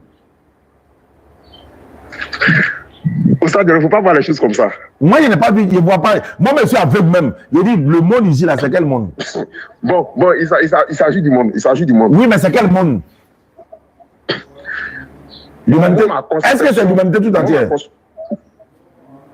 Ici, Jésus ne parle pas de l'humanité. Mais pourquoi il dit monde? Mais pourquoi il utilise le mot monde? Le monde, là. Le monde, là. Nous, les chrétiens, là, quand on parle du monde, là, quand on dit n'aimez pas les choses du monde, c'est-à-dire, on parle des choses de la chair. Tu vois, non? On parle du plaisir. Le monde dont Jésus parle ici, là, c'est de quel monde? C'est de ceux qui ne sont pas de lui. Ah, donc c'est pas l'humanité tout entière? Mais est-ce que l'humanité tout entière est à Dieu? Non. Est-ce que Jésus parle de toute l'humanité, ou bien il parle d'un groupe de personnes quand il dit monde là? Il parle d'un groupe de personnes. Tu comprends maintenant? Donc quand il dit tout là, le tout là, c'est pas tout le monde. Il y a tout, il y a tout, et puis il y a tout. Non, il faut comprendre. Non, attends. Il faut comprendre que quand ici il parle de tout là, il parle pas du monde physique que nous voyons comme tout nous comprenons. Il dit, je ne prie pas pour eux tous. Non. Il dit, je ne prie pas pour le monde. Pour le monde. Mais pour ceux que tu m'as donné. Le ceux ici là, c'est pour combien de personnes? C'est pour qui? Le ceux là, c'est l'humanité tout entière ou c'est un groupe de personnes? Non, le ceux là, c'est pour ceux qui vont accepter. Je t'ai dit, Jésus dit, je n'ai été envoyé que aux brebis perdues de la maison d'Israël. C'est-à-dire que le groupe de personnes d'ailleurs, mais c'est pas pour, quand on dit pour les enfants d'Israël là, il lui a précisé que c'est pas pour tout Israël, hein, pour les brebis perdues. Il y a des brebis qui ne sont pas perdues, mais les brebis perdues de la maison d'Israël. La preuve encore, quand Jésus envoie les 12 disciples là, pourquoi il les met en garde en disant ceci? Tels sont les 12 que Jésus envoya après leur avoir donné des instructions suivantes. N'allez pas vers les païens, n'entrez pas chez les Samaritains, mais allez uniquement vers les brebis perdues de la maison d'Israël. Tu as vu? Il les envoie, les 12 disciples, et puis il a dit, hey, n'allez pas chez les païens. Mais les païens, là, ils ont besoin de salut. N'entrez pas chez les Samaritains. Mais les Samaritains ont besoin de sauver aussi, d'être sauvés. Et il dit, allez uniquement vers les brebis perdues de la maison d'Israël. Parce que lui, il a été envoyé uniquement aux enfants d'Israël. Donc, quand il envoie ses disciples, il les donne des règles, des instructions. Donc, quand le général parle là, regarde, il y a une femme qui est venue tirer les boubous de Jésus, c'est une façon de parler. Hein. Elle est venue se... On dit, il y a une femme cananéenne qui venait de ses contrées et lui qui lui a dit, Seigneur, fils de David, aie pitié de moi, ma fille est cruellement tourmentée par le démon. Jésus ne lui répondit pas un mot. Les disciples de Jésus s'approchaient de Jésus et lui dit avec insistance, Maître, renvoie-la, car elle crie derrière nous. Pourquoi renvoyer une femme qui demande assistance? Jésus aurait dû dire, non, ne la renvoyez pas, parce qu'elle est venue, elle a besoin de... Voilà. Jésus dit, je n'ai été envoyé qu'aux brebis perdues de la maison. Et puis il a pris son chemin, il a continué. La femme est allée se prosterner devant lui. Maître, secours-moi. Jésus dit, il n'est pas bon, ou encore il n'est pas bien, de prendre le pain des enfants et de le donner aux petits chiens. Oui, dit-elle, même les petits chiens mangent les miettes qui tombent de la table de leur maître. Jésus lui dit, ô femme, que ta foi est grande, qu'il te soit fait comme tu le veuilles. Et à l'heure même, là, la fille de la femme là, a été guérie. Il n'a pas dit je te guéris, hein. Il n'a pas dit je te donne le salut. Hein. Ah, ô femme, vraiment ta foi est grande. Bon, ta demande là, ça n'a qu'à se faire comme tu veux. Mais pourquoi Jésus n'a pas répondu à la femme? Pourquoi les disciples disent on n'a qu'à la chasser? Parce qu'il dit, je n'ai été envoyé qu'au brebis perdues de la maison d'Israël. Il dit, il n'est pas bon, il n'est pas bien que moi, Jésus, je prenne le pain des enfants et puis il le donner aux chiens. Et regarde ce qu'il dit à la femme. Pourquoi il traite la femme de chienne? Si le prophète Mohammed avait dit à une femme dans un hadith ou bien dans n'importe quoi, non, il ne faut pas donner femme aux chiens. Regarde par exemple, ils ont pris un hadith, ils ont transformé. On dit le prophète a dit la tête d'un esclave est comme date ou bien quoi, ils ont commencé à transformer. Mais Jésus dit à la femme, elle n'est pas bon pour prendre les pains des enfants pour les donner aux chiens, non? Jésus dit à des gens dans la Bible, non, hypocrite, serpent, race de vipères. Jésus a dit tout ça dans la Bible, non? Mais est-ce que pour autant on a pris pour aller le dénigrer avec ça? Non. Parce que nous sommes dans un processus de sauver des âmes. On a sauvé 301 personnes, 301. Bon, une. Non, dans ça, on peut dire une. C'est Rachid qui m'a trompé. On dit 301, mais on a sauvé 301. Voilà, donc il y a ça. Donc 301 âmes. Bon, attends, allons-y, frère. Peut-être que vous êtes occupé. Peut-être que vous êtes occupé. Nous allons tirer vers la fin. On n'est pas occupé. On n'est pas occupé. D'accord. Donc pour vous, Jésus a été envoyé que aux enfants d'Israël. C'est pour lui-même. C'est sa propre bouche qui a dit. C'est sa propre bouche qui a dit. On peut lire les Écritures. Il peut te donner 5 versets dans la Bible. D'ailleurs, il te donne un verset clair. Acte des Apôtres, chapitre 5, non, Acte 13, 23. Il a dit ceci. Si tu veux lire, lis ou bien je lis. Voilà. Acte 13, 23. Tu peux lire ça pour moi. C'est un très bon message. Fais lire Acte 13, 23, s'il te plaît. Acte des Apôtres, chapitre 13, verset 23. Voilà, c'est ça. Ok. Acte des Apôtres, chapitre 13, verset 23. Ok, je lis. Les élèves sont là? Ok, répondez en bas si vous êtes là. Mettez oui, les élèves. Comme ça, ça me motive encore. Allons-y, Acte 13, 23. Acte 13, verset 23. Oui, c'est de la postérité de David que Dieu, selon sa promesse, a suscité à Israël un sauveur, qui est Jésus. Dieu, selon sa promesse, a suscité à Israël un sauveur qui est Jésus, à Israël, pas à l'humanité tout entière, à Israël. Ça s'arrête pour les enfants d'Israël là-bas, c'est là-bas, il s'est limité, ils ne sont pas de là. Les élèves sont là, je suis fier. Donc frère, Jésus n'a été envoyé uniquement que pour les enfants d'Israël. Sa mission se limite aux enfants d'Israël. Si nous devons suivre quelqu'un entre Jésus qui a été envoyé aux enfants d'Israël et Muhammad alayhi salatu wassalam, wa ma arsalnaka ila kafatan linnasi bashiran wa nazira walakinna aksara nasi la ya'lamun. Et nous les avons envoyés en tant qu'annonciateurs et avertisseurs pour toute l'humanité. Mais la plupart des gens ne le savent pas. Mais comment les gens vont parvenir à connaître si Mohamed a été envoyé à l'humanité tout entière si nous n'avons pas des ouvriers musulmans sur le terrain capables de leur faire voir cette vérité? J'ai cité Dr Abdul Majid. Oustaz, Je vous en prie. il était de quel truc? Alhamdulillah, il est allé chez Corneille, Actes des Apôtres chapitre 10. Corneille était un centenaire romain qui avait embrassé la foi juive. D'accord. Pourquoi est-ce que Pierre allait chez lui? Alhamdulillah, Rabbil Alamin, les élèves, vous êtes là. Quand vous voulez parler du salut là, préparez-vous de Corneille. Je vais aller chez Corneille, ça me fait plaisir d'aller là-bas. Pourquoi Pierre est allé prêcher chez Corneille? D'ailleurs, voici le contexte. Pierre était sur sa dalle là-bas. Dieu a fait descendre une révélation à Pierre. Il a fait descendre une nappe où il y avait des animaux symboliquement. Il lui a dit de garder les animaux là pour les manger, de ne pas regarder quelque chose que Dieu a rendu plus comme sué. Et maintenant, il a révélé à Pierre qu'il y a quelqu'un qui est à Jopé, Corneille. Il va envoyer des gens pour venir le chercher. Pierre était déjà préparé. Donc quand Pierre était là, Corneille a entendu que Pierre est là-bas, dans une ville là-bas. Corneille a fait quoi? Il a envoyé des gens aller chercher Pierre pour venir, parce que lui a entendu parler de Pierre, il veut lui poser des questions. Ils sont allés chercher Pierre pour venir. Pierre n'a même pas hésité à partir, il les a suivis, ils sont partis. Parce que Dieu l'avait déjà révélé des choses. Quand il est allé chez Corneille, d'ailleurs, quand Corneille l'a vu venir, c'est ce qui s'est passé? Il est venu se prosterner devant Pierre, comme vous faites aujourd'hui devant Jésus là. Il est venu se prosterner devant Pierre. C'est ce que Pierre a dit? Lève-toi. Moi aussi, je suis un homme. Pourquoi il dit moi aussi? C'est ce qui est juste. Mais pourquoi il dit moi aussi? Il fait allusion à Jésus. Mais pourquoi il n'a pas dit moi c'est un homme? Pierre c'est un homme. Mais et Jésus? Pierre c'est un homme. Et Jésus? Jésus, il est Dieu manifesté en chair. Bon, attends, arrête de là-bas, parole. Faut me laisser ces paroles, faut me déposer ces paroles. Maintenant il dit, lève-toi. Voilà, lève-toi, moi aussi c'est un homme. Il dit, bon, je suis venu, pourquoi vous m'avez appelé? Et il dit, non, Pierre, voilà, nous on a entendu parler de toi. Donc Pierre a commencé à raconter, non, j'ai vu une nappe, ceci, cela. Et puis après il dit, d'ailleurs, j'ai oublié une partie. Et je lis ça pour toi. Les élèves sont là, ils vont suivre. Actes des Apôtres, chapitre 10, verset 28. Et je suis à la page. Actes des Apôtres, chapitre 10, la page des versets 27 et suite. Et je fais la lecture. C'est là que tu vas comprendre quelque chose. Actes des Apôtres, chapitre 10, verset 25 d'abord. Je commence au verset 25. Lorsque Pierre entra en Corneille, voilà, Actes 10, 25. On commence au 25. Lorsque Pierre entra, Corneille qui était allé au-devant de lui, tomba à ses pieds et se prosterna. Mais Pierre le releva en disant, lève-toi. Moi aussi, le mot aussi là, c'est très important. Moi aussi, je suis un homme. En conversant avec lui, il entra et trouva beaucoup de personnes réunies dans la maison de Corneille.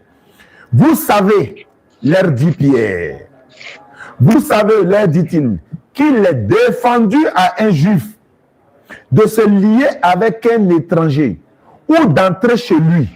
Mais si je suis venu là, Dieu m'a appris à ne regarder aucun homme comme sué et impur. C'est pourquoi je n'ai pas eu d'objection à venir. Puisque vous m'aviez appelé, je vous demande donc pour quel motif vous m'avez fait chercher.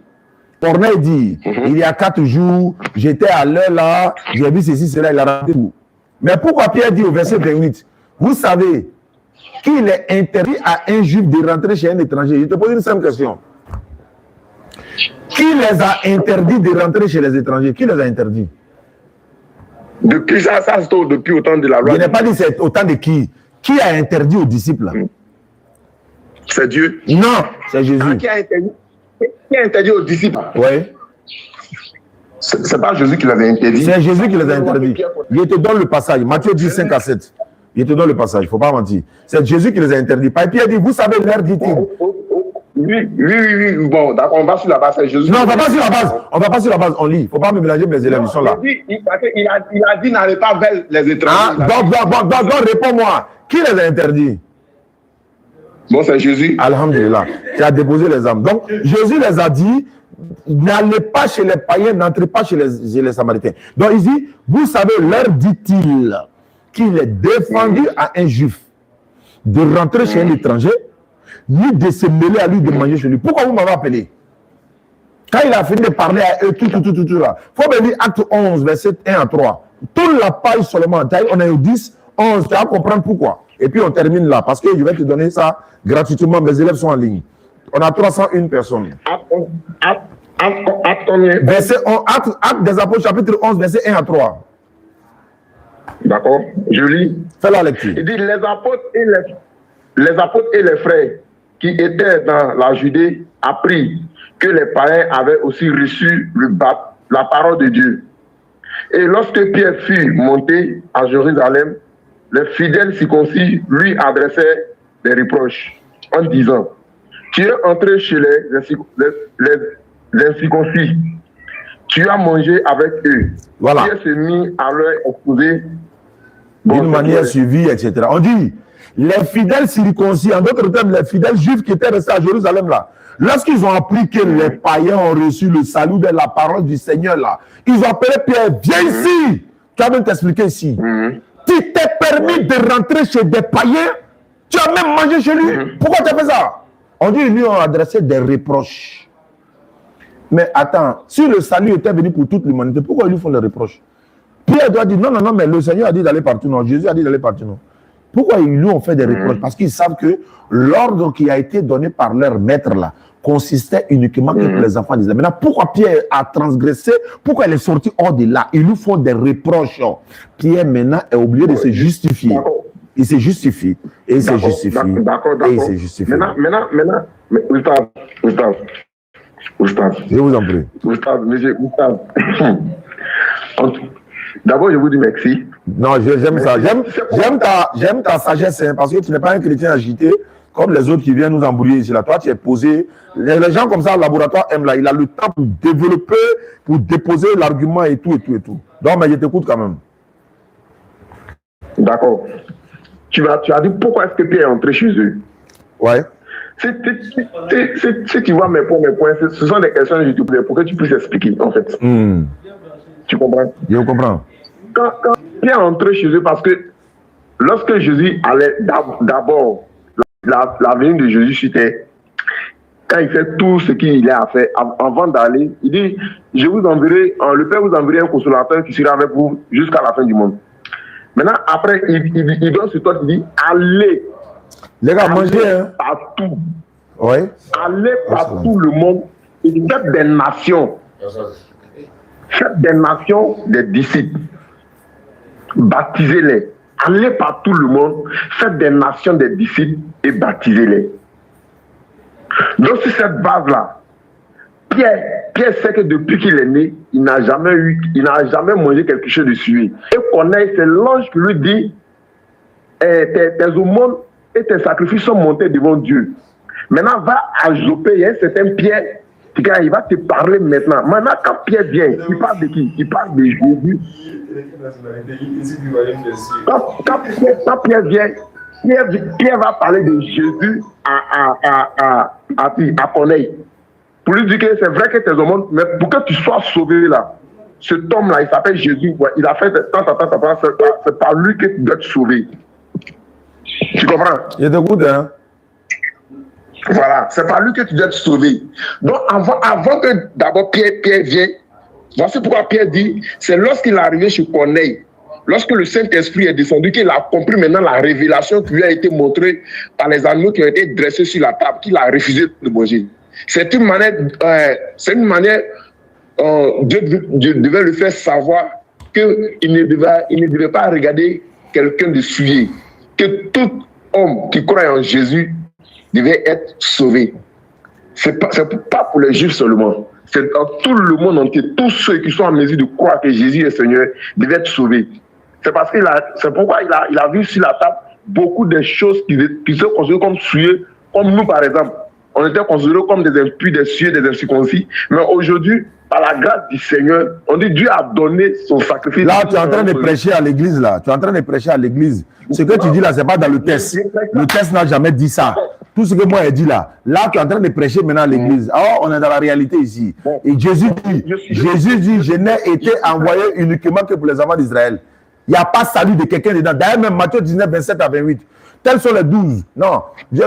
Matthieu 19, 27. Jésus dit, Pierre dit, nous avons tout quitté, nous t'avons suivi. Jésus dit, au renouvellement de toutes choses, quand le Fils de l'homme sera assis sur son trône de gloire, vous qui m'avez suivi là, vous serez assis sur 12 trônes pour juger les 12 tribus d'Israël. Même au ciel, c'est pour les enfants d'Israël. Tu vas me dire quoi? J'ai dit, Matthieu 19, 27 à 28. Il dit, vous serez de même assis sur 12 trônes. C'est où ça? Est-ce qu'ils sont assis sur le trône en bas ici? Et vous jugerez les 12 tribus. Même dans le ciel, là, c'est pour Israël. Vous n'avez rien à voir dedans. Votre sauveur n'est pas Jésus. Il n'est pas venu pour vous. Il ne vous connaît pas. Ne vous accrochez pas comme des Olivier Greffier pour coller à l'Olivier Franc. Tu comprends un peu? Non. Oustas, c'est pas. Écoute. Bon, il est là pour moi. Hein. Il est là, il est 30 minutes. Et on a dit vous partez à 30, non? C'est ce qu'on a dit. 30 doigts vous trouvez là-bas, par exemple, ça 16 ans. Non, nous on s'en va tout de suite là. Vous allez déjà. D'accord. Donc. Bon, en fait, moi je veux que vous me donnez. Oui, mais au moins si on est là-bas là. Mania! Attends, sur le terrain là-bas, il y a des gens qui sont déjà là ou pas? Oui. Hein? Ah, mais allons-y. Non, mais si vous n'êtes pas là-bas déjà, c'est ce que moi je vais dire. Hein? Ah, c'est comme ça quoi. Ok. Maintenant, vous faites votre direct là, c'est où? On est en direct actuellement. Non, j'aimerais c'est où à Figaro là, c'est. Ah, c'est le jeudi, de 16h30 à 18h30. D'accord. Je peux venir le jeudi. Mais ça, on appelle ça un cadeau du ciel. Ça, c'est un cadeau du ciel. Si toi, tu viens même, tu es un courageux, parce qu'il y a des cabines bleues là, et ils sont cachés dans la cabine bleue, ils ne viennent pas. Donc, toi, tu es un cadeau du ciel. Tu peux venir, il n'y a pas de problème. Surtout que ta manière de poser les questions nous intéresse, quoi. D'accord. Maintenant, il y a donné ton numéro à le laboratoire, non? Il aime ta manière de... Et puis toi, tu n'es pas là pour débattre. Actuellement, ton esprit, là, ce n'est pas débat. Toi, tu vas poser des questions. On lui veut qu'on lui pose des questions. Lui va te développer en long et à la donc, il lui donne ton numéro. Il pourra t'appeler soit ce soir ou demain, ou ça dépendra. Et puis, tu es le bienvenu au Figaro également. D'accord. Ça parle de quelle heure? À Figaro de 16h30 à 18h30, chaque jeudi. Sauf si on voyage. Chaque jeudi. Ok. Donc, jeudi prochain, Inch'Allah, on sera là. Merci beaucoup. Merci, c'est gentil de ta part. Ok, bonne soirée. Inch'Allah. Ok. Bon. Il y a quelqu'un qui a essayé de m'appeler. On est encore là. Maintenant, je rappelle à ceux qui nous suivent à travers le monde. Hein, le forage qu'on est en train de construire dans les villes que nous sommes en train de... C'est déjà en cours de réalisation. Il y a la 5e vague qui va s'ouvrir après le Ramadan, Inch'Allah. Et j'ai dit le Ramadan. Après la Tabaski, la 5e vague va s'ouvrir après la Tabaski. Voilà, pour 15 personnes pour réaliser un forage château. On a déjà fini première vague, deuxième vague. On est en train de construire 3e et 4e. Ça va s'inaugurer.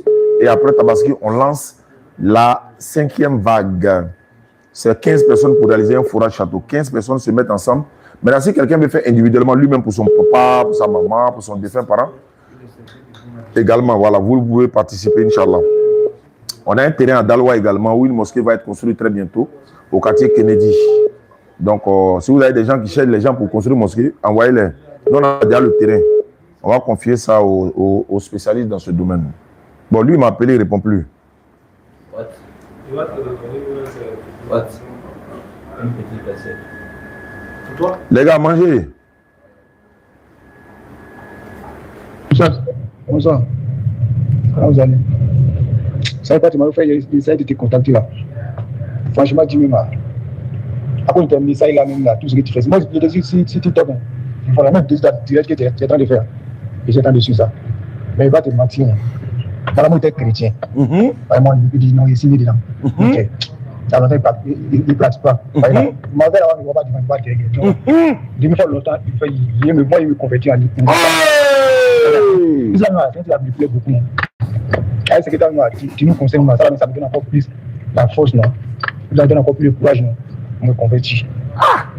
Mais, ici à Béjévi, après ça, j'ai vu. Donc, je ne sais pas comment vous pouvez m'aider pour que. On va t'aider, que. Rachidi. Ça va me faire plaisir. Ça te fait plaisir, on va l'appeler, on va l'aider. Ça là.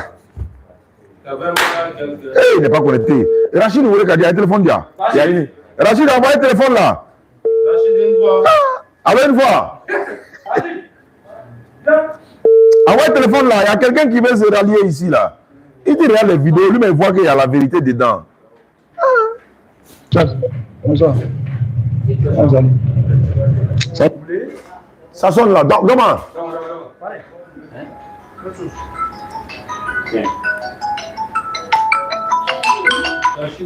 Allô? Wa salam. Comment vous allez? À quel honneur? Phone 1 connected. Phone 1 Je parle avec qui? Allô? Je parle avec qui? Je parle avec qui? Ouais, il m'appelle Salam. Bon, allons-y, je t'écoute rapidement. Non, c'est juste pour vous encourager, non? Ah, merci beaucoup, Salam. Voilà, vous dites ce que vous faites, c'est très très bien. Ah, merci beaucoup, Salam. Voilà. Et puis, je voulais vous dire, pardon, ne débattez pas le pasteur Mena ou bien quoi là. Non, il n'a pas mon niveau, il n'a pas de notoriété, Voilà. et puis il est trop Ok, petit. voilà. Je vais lui donner mes petits, là, ils vont débattre avec lui. Parce qu'il cherche de l'audience, quoi. Voilà, c'est ça. Et donc, il n'a pas de notoriété. On ne le connaît pas. Il n'a pas le niveau. Et puis aussi, mes petits, là, vont débattre avec lui. C'est eux-mêmes qui ont dit ça, non, c'est la même chose. Moi, Ibrahim est là, c'est mon petit frère. Aka est là, c'est mon élève. C'est eux qui vont débattre avec lui parce qu'il n'a pas de notoriété. On ne le connaît pas. Il n'a pas assez d'abonnés. Personne ne le connaît. Il est dans la cabine bleue. Il n'a pas d'église. Il n'est pas pasteur. On ne le connaît pas. Donc, moi, ce sont mes enfants qui vont débattre avec lui. Voilà, ça c'est bon. Vous ne pouvez pas vous mettre dans les trucs comme ça, mais faut Voilà. vous au boulot. Ok. Voilà, puis que Dieu vous donne longue vie. Amin Arabi. Voilà, donc bonne soirée. Non? Merci là-bas. On tient encore. Merci beaucoup, vraiment, de nous recevoir. Ouais, c'est une question d'abonné maintenant. À une notoriété. Voilà. À une connaissance aussi. Il est écrit, il est aussi écrit. Rachid, prends ça. Il y a quelqu'un en ligne là. Je ne sais pas ce qui. Allô, coupez live à la maison. Prends-le. Si c'est Corinthien, tu m'envoies. Le frère n'a qu'à répondre. Allô, une fois, allô?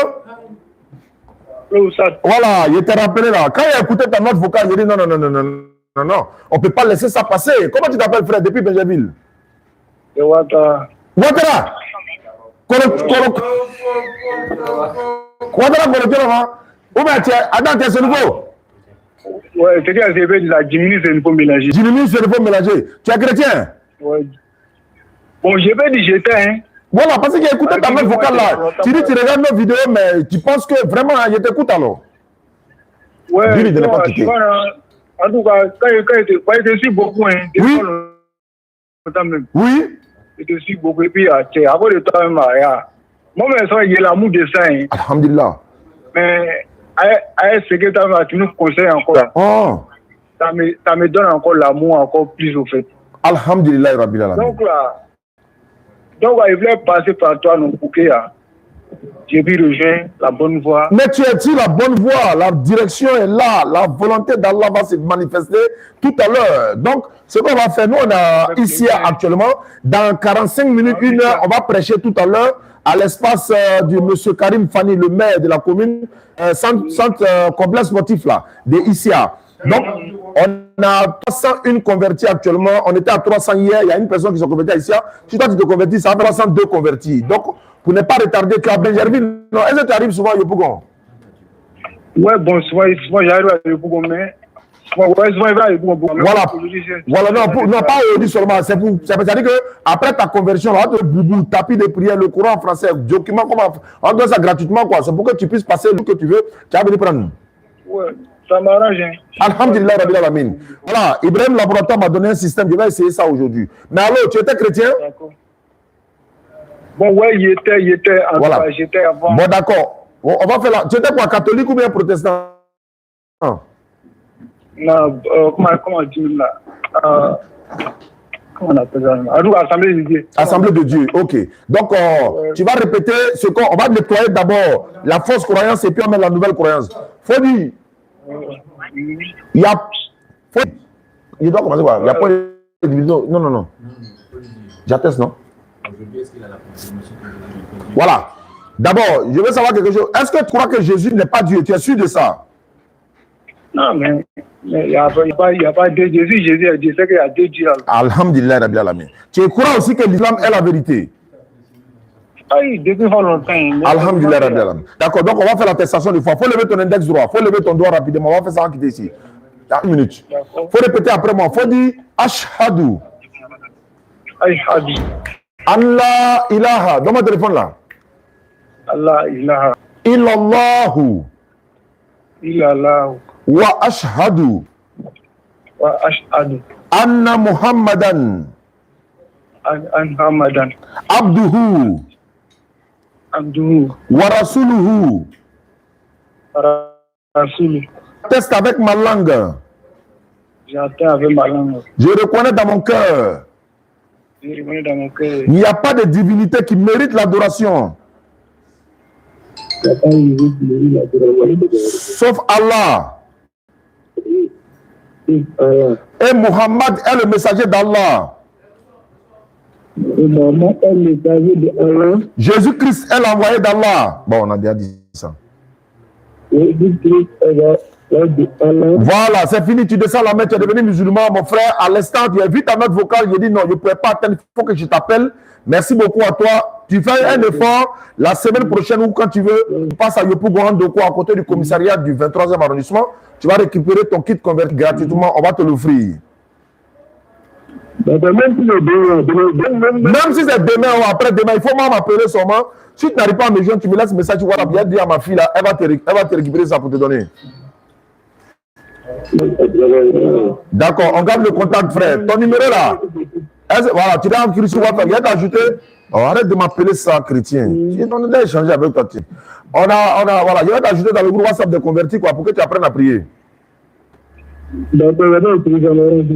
Merci à toi, on garde le contact, Inch'Allah. Je vais faire réécouter sa note vocale et vous allez voir. Parce que là, il s'agit c'est de ça qu'il s'agit en fait. Donc, on réécoute sa note vocale. Attendez, je ne suis pas connecté là-bas, attendez. Voilà, dans peu de temps, on va arrêter le live et puis on va se retrouver. Phone 1 disconnected. Hein? Ouais, ça brûle. Allô, c'est ça qu'il veut mettre là? Wa alaikum salam wa rahmatullahi wa barakatuh. Phone 1 connected. Ouais, bismillah. Tu es en train de faire. Je suis en train de suivre ça. D'accord. Mais il va te mentir. Mon amour était chrétien. Amina. Oui. En fait, moi, c'est quelqu'un qui suit toutes tes lives. Ok. Phone 1 disconnected. Phone 1 connected. Oui. Même hier, j'ai pris un client, un pasteur, soi-disant pasteur. Il a commencé à me dire que non, mon frère, est-ce que tu as donné ta vie à Jésus-Christ? Parce que moi, je suis un chevalier de Yango. Il a dit non, comment ça? Moi, j'ai donné ma vie à le Dieu de Jésus. Il me dit, comment ça? Bon, on a essayé de tirer un peu, mais dommage, il est arrivé. Il est arrivé où il devait descendre. Sinon, on a commencé à tirer. Puis. Donc, un moment, il a dit que moi, il t'a appelé. Il dit, il n'a pas de problème. Moi, de l'appeler, lui va m'expliquer vraiment sa nature de Jésus de A à Z, tout Dieu. Il dit, non, il ne comprend pas. Il ne comprend pas. D'accord, pas vous le faire appeler. Donc, du coup, depuis le matin, il appelle. Ça sonne, il décroche. Donc, c'est ça. En tout cas, merci beaucoup à toi. Merci, Kara te récompense. Nous sommes à 302 conversions actuellement. Donc, comme je disais, il allait faire écouter la note vocale du frère quand on vient de faire la conversion. Tout ça, ce sont des preuves à l'appui pour montrer que moi, je suis assis, je regarde dans mon WhatsApp et voilà ce qu'il dit. Bonsoir. Bonsoir. Comment vous allez? Ça n'est pas, tu m'as fait essayer de te contacter là. Franchement, dis-moi. Après, je t'ai mis ça là, même là, tout ce que tu fais. Moi, je te dis, si TikTok, il faut vraiment direct que tu es en train de faire. Et j'ai en train de suivre ça. Mais il va te mentir. Mon amour était chrétien. Par moi, il dit non, il signe dedans. Mais tiens, ça longtemps, il ne pratique pas. Par là. Mon verre, il ne va pas dire, il va dire, depuis fort longtemps, il me convertit en lui. Qui a mis ça dans sa bouche? C'est un truc qui me plaît beaucoup. C'est que dans moi, tu nous conseilles, ça me donne encore plus la force, non? Ça me donne encore plus le courage, non? Me convertir. C'est ça. Ouais, mais volontairement. Essayer à bien, j'ai vu. Voilà. Essayer à bien, j'ai vu. Donc, on a fini la conversion. 302 au compteur, écrivez, déposez, c'est factuel. Et c'est de ça qu'il s'agit. Et maintenant, on va faire écouter ça pour qu'on puisse être au même niveau d'information. Voilà. Ça fait mal à quelqu'un. C'est de ça qu'il s'agit. Tout arrangement. Il y a un dérangement. Tout arrangement. 302. Il y a un dérangement. Si tu es content. Il y a un dérangement. Ça fait mal à quelqu'un. Mufti. Il y a un dérangement. Appel entrant. Il y a un dérangement. Dis la même là. Allô? Oui. On a beaucoup parlé de la Bible. J'aimerais qu'on parle du Coran. On a fini. Moi, il m'en va. Arrête de m'appeler. Toi, tu n'as pas le niveau. Tu veux qu'on parle du Coran. Tu es pasteur. En fait, Tu es pasteur. Tu as 500 000 abonnés. Est-ce que tu es connu dans ton pays? Alors, arrête de m'appeler. Quand on a beaucoup parlé du Coran, on a parlé de la Bible. Est-ce que tu es pasteur? Je suis ton camarade. En toute humilité, hein, je n'aime pas ça, en fait. Je n'aime pas parler de... Voilà, ça m'énerve de dire non. Oui, shalom. Tout à l'heure, tu ne m'as pas laissé m'exprimer, donc j'étais obligé d'utiliser ce canal. C'est qui ça? C'est qui ça? Il allait derrière dans mon dos pour dire qu'il n'a pas laissé exprimer. Attends, allô? Allô? Oui? Oui, c'est là, parce que moi, tu es dérangé. Moi, je suis en France. Tu ne peux pas dire bonsoir d'abord. Même si tu es en France, là, on dit bonsoir un peu. Ah, tiens. Je te dis salut. La moindre des choses, là. C'est ça qui est... Et c'est ce qui est intéressant dans l'islam. Nous, on est éduqués. On ne peut pas appeler quelqu'un comme ça. Bon, je suis en France. Il faut dire bonsoir, monsieur. Je m'appelle tant. Je suis en France. Tu appelles à maintenant, je suis en France. Moi, je suis allé en France. Il faut te présenter d'abord. Je te dis salam. Non, ce n'est pas salam. Le musulman ne dit pas salam. Ah, ou bien tu n'es pas musulman? Si, je suis musulman. Mais on ne dit pas salam. Depuis qu'on dit salam, le musulman ne peut pas dire salam. Frère, ce n'est pas la salutation musulmane. Assalamu alaikum wa rahmatullahi wa barakatuh.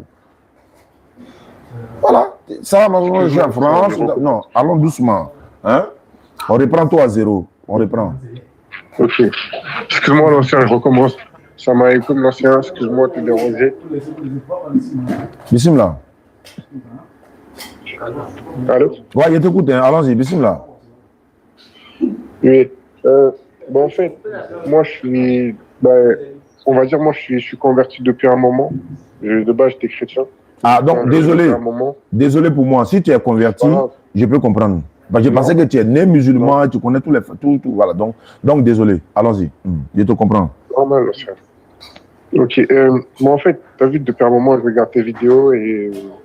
en fait, le truc, c'est que moi, depuis quelques temps, de base, moi, j'étais converti et en gros, j'étais pas vraiment... comment dire, à fond dans la religion. En gros, je priais, mais sauf que j'étais pas en mode, comment dire, vraiment sérieux dedans, en quelque sorte. Et là, depuis 3 ans, on va dire, depuis 3 ans, je suis vraiment en mode à fond dans la religion, je fais mes prières tous les jours. Je cherche vraiment en mode, en gros, de jour en jour, ma foi, elle se renforce, tu vois. Et il faut dire que, en fait, je me pose beaucoup de questions. En gros, je cherche vraiment la vérité, je cherche vraiment la guider, tu vois. Et je demande vraiment à Dieu de me guider, tu vois, en gros, comment dire, dans la vie. Et en gros, je débat beaucoup avec j'ai des amis chrétiens, des amis musulmans et tout. Et je débat beaucoup avec des amis chrétiens. Et le truc, c'est que, en gros, ils me posent souvent des questions. En général, j'arrive à répondre. Et, parce que, comment dire, la Bible, ce qui est dit dans la Bible, vraiment, je trouve qu'il y a beaucoup de contradictions, il y a beaucoup de, comment dire, il y a beaucoup de choses qui me, en gros, qui me donne, en gros, qui me prouve que, en gros, Jésus, il n'est pas Dieu, tu vois. Mais sauf que, il me pose aussi des questions, en gros, les contradictions qui peuvent y avoir dans le Coran. Et là, on va dire... Contradiction dans le Coran. Tu as dit contradiction dans le Coran? Oui. Il faut donner une contradiction. Ce qu'ils disent. Et en gros, ils m'ont ressorti que, en gros, dans un verset, en gros, sur la création de la, comment dire, de l'univers, en gros, de la Terre, que, en gros, c'est dit que dans le Coran que, comment dire, c'était créé en 6 jours, et dans un autre verset, c'est dit que c'était, comment dire, en 2 jours, en 4 jours d'égale durée, et tout fait 6 jours au lieu de 8 jours. Ou bien ça fait 8 jours au lieu de 6 jours. Oh, ça, ce sont des petits détails que nous, ça là. Excuse-moi, ça. Ouais, on a étudié ça il y a près de 8 ans de cela. Ça, c'est ça là. On dit, Allah a créé la terre en 2 jours, le ciel en 2 jours, et les ressources alimentaires en 4 jours d'égale durée. Telle est la création d'Allah, etc. C'est pas ça? Surat 9, verset 41 et suite. C'est ça. Je vais te donner ça. Je vais te donner ça rapidement. Toi-même, tu vas comprendre ça tout de suite. Allah dit, il a créé le ciel et la terre en 6 jours et tout ce qui existe sur la terre. On est d'accord, en 6 jours. Mais ce que tu viens de dire, quand on fait le calcul, ça fait 8 jours, c'est pas ça? C'est ça. Parce que la terre en 2 jours, le ciel en 2 jours, les ressources alimentaires en 4 jours d'égale durée. Il ne faut pas oublier le mot égale durée. N'oublie pas le mot égale durée. Très bien. Si je te demande, ta maison, tu as construite. Tu as construit ta maison. D'abord, je donne le courant et puis je te donne l'exemple maintenant. La terre en 2 jours, le ciel en 2 jours, les ressources alimentaires qui sont sur la terre là, plus les 2 jours de la terre là, c'est ça qui fait 4 jours. Les ressources alimentaires font 2 jours, la terre fait 2 jours, c'est les deux là qui font 4 jours d'égale durée. Donc ça ne fait pas 8 jours, ça fait 6. Je prends un autre exemple. Je vais te poser une question, je vais voir si tu pourras répondre, mais il faut bien réfléchir. Nous sommes en 2026, c'est pas ça? Yes. S'il y a 2 femmes qui tombent enceintes, 2 femmes, elles tombent enceintes en 2026, 1er janvier 2026, et puis elles ont accouché ensemble en novembre 2026, ou bien en octobre 2026, simultanément, les 2 grossesses font combien de mois? Ça fait... comment dire? Parce que chaque grossesse est 9 mois. Chaque grossesse est 9 mois. Yes. Les 2 sont tombés dans la même année. Chacune a fait 9 mois, 9 mois. Les 2 grossesses font combien de mois dans la même année? Les 2 grossesses font combien de mois? En gros, c'est en gros les 2 cumulés, ça fait 18. Les 2 cumulés font 18 parce que 9, 9. Yes. Mais puisque c'est dans la même année 2026 là, donc les 2, elles sont tombées ensemble, janvier 2026, elles ont accouché en septembre 2026 ensemble. Les 2 grossesses font combien de mois? C'est 9. Ah, pourquoi 9? Bah, parce que c'est le même mois. C'est simultané. C'est ça, Allah a dit. Les ressources alimentaires en 4 jours d'égale durée. Égale durée. Les 2 sont ensemble. La terre, 2 jours. Les ressources alimentaires, 2 jours. Ça fait 4 jours d'égale durée. Donc, les 4 jours plus la terre, le ciel, 2 jours, ça fait 6. Je prends un autre exemple. Cela, c'est des ignorants patatés. Quand tu n'es pas musulman, tu ne peux pas être intelligent. Le monsieur dit, j'ai construit ma maison en 1 mois. Écoute bien. J'ai construit ma maison en 1 mois. Il prend un exemple. Il dit, j'ai construit ma maison en 1 mois. Ou bien, bon, je prends un exemple. J'ai construit ma maison en 4 mois. Écoute bien. Hein? J'ai pris 3 ans. Et regarde bien. Hein?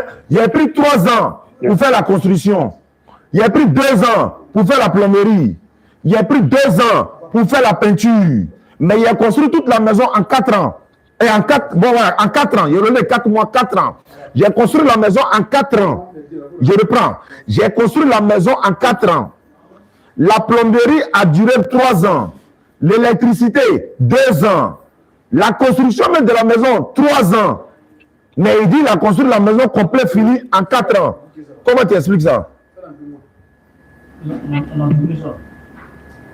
Non, j'avoue, je ne j'ai pas compris là. D'accord, je reprends à 0. Je vais prendre 2. J'ai construit ma maison en 4 ans. Yes. J'ai fait la peinture en 2 ans. Ok. La plomberie en 2 ans. Ok. La maçonnerie elle-même, construction de la maison aussi en 2 ans. Mais j'ai tout fait en 4 ans. Ok. Tu n'as pas compris toujours? Si, j'ai compris. Mais en gros, c'est, comment dire, c'était fait en 4 ans, mais que, en gros, comment dire, pour faire tout ça et tout, en gros, ça a pris 2 ans chacun pour pouvoir... Oui, mais 2 ans chacun, en fait, le 2 ans de plomberie, là, c'est le même 2 ans de l'électricien. C'est dans le même 2 ans de l'électricien, là. Ils ont utilisé les deux ans ensemble. Ok. Tu comprends? Ouais, si, j'ai compris. Voilà, c'est ce que ça veut dire en fait.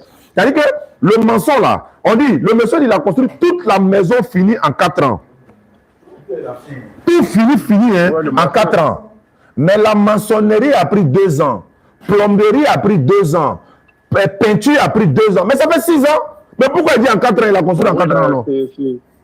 C'est détaillé. C'est détaillé. Mais parce que les 2 ans de la maçonnerie, là, c'est dans même 2 ans là que le plombier a travaillé. C'est dans même 2 ans là que l'électricien a travaillé. C'est dans même 2 ans là que le plombier a travaillé.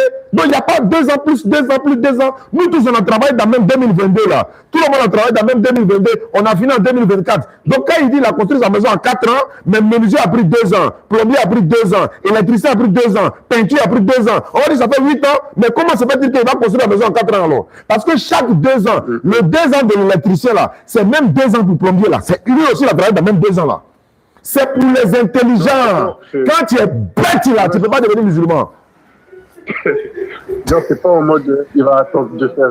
C'est la même chose comme j'ai dit là. Une femme enceinte, 2 femmes enceintes dans la même année. L'autre a fait 9 mois, l'autre a fait 9 mois. Mais dans la même année là, les 2 grossesses ne font pas 18 mois, ça fait 9 mois. Parce qu'ils ont commencé ensemble, ils sont allés terminer ensemble dans la même année. En une année là, il n'y a pas 18 mois, il y a 9 mois. Mais comme on est tombé ensemble, enceinte ensemble, on a accouché ensemble. C'est vrai qu'une grossesse fait 9 mois, mais les 2 font 9 mois parce qu'on a pris ensemble dans la même année 2026, on a accouché ensemble dans la même année 2026.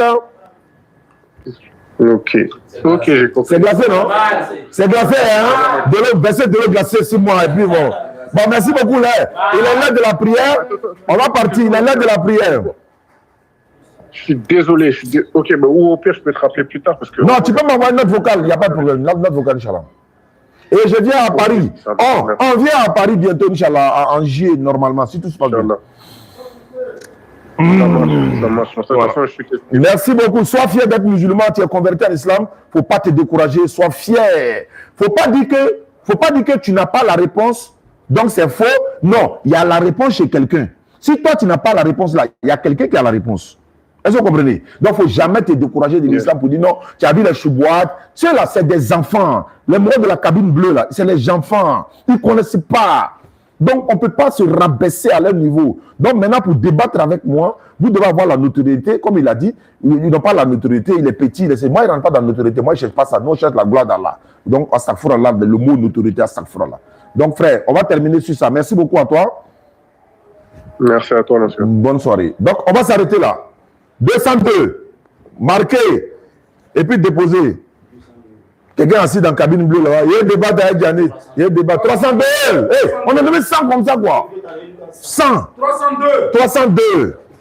302 au compteur. Voilà. Donc les morts de cabine bleue là, allez-y, voilà. Vous ne, faut avoir au moins, voilà. Voilà. Donc bon, on ne parle plus d'eux même, ils ne sont pas importants. Bon les gars, tout à l'heure à Issia, on se retrouve là-bas à la place de monsieur Karim Fani, le maire de la commune de Issia. Il y a un espace qui porte son nom. Et puis, on appelle ça le complexe sportif derrière la salle des fêtes de Issia. Nous serons là-bas tout à l'heure. Ceux qui veulent faire des puits, des fourrages à la mémoire de leurs défunts parents, Oussa Diané, l'ONG Oussa Diané est à votre service. Vous pouvez me contacter. On nous a donné un terrain à Dalwa Kennedy. On cherche des gens pour nous aider à construire une mosquée dans ce quartier parce qu'il n'y a pas de mosquée là-bas. Les numéros sont là 05 94 87 58 58 05 94 87 58 58.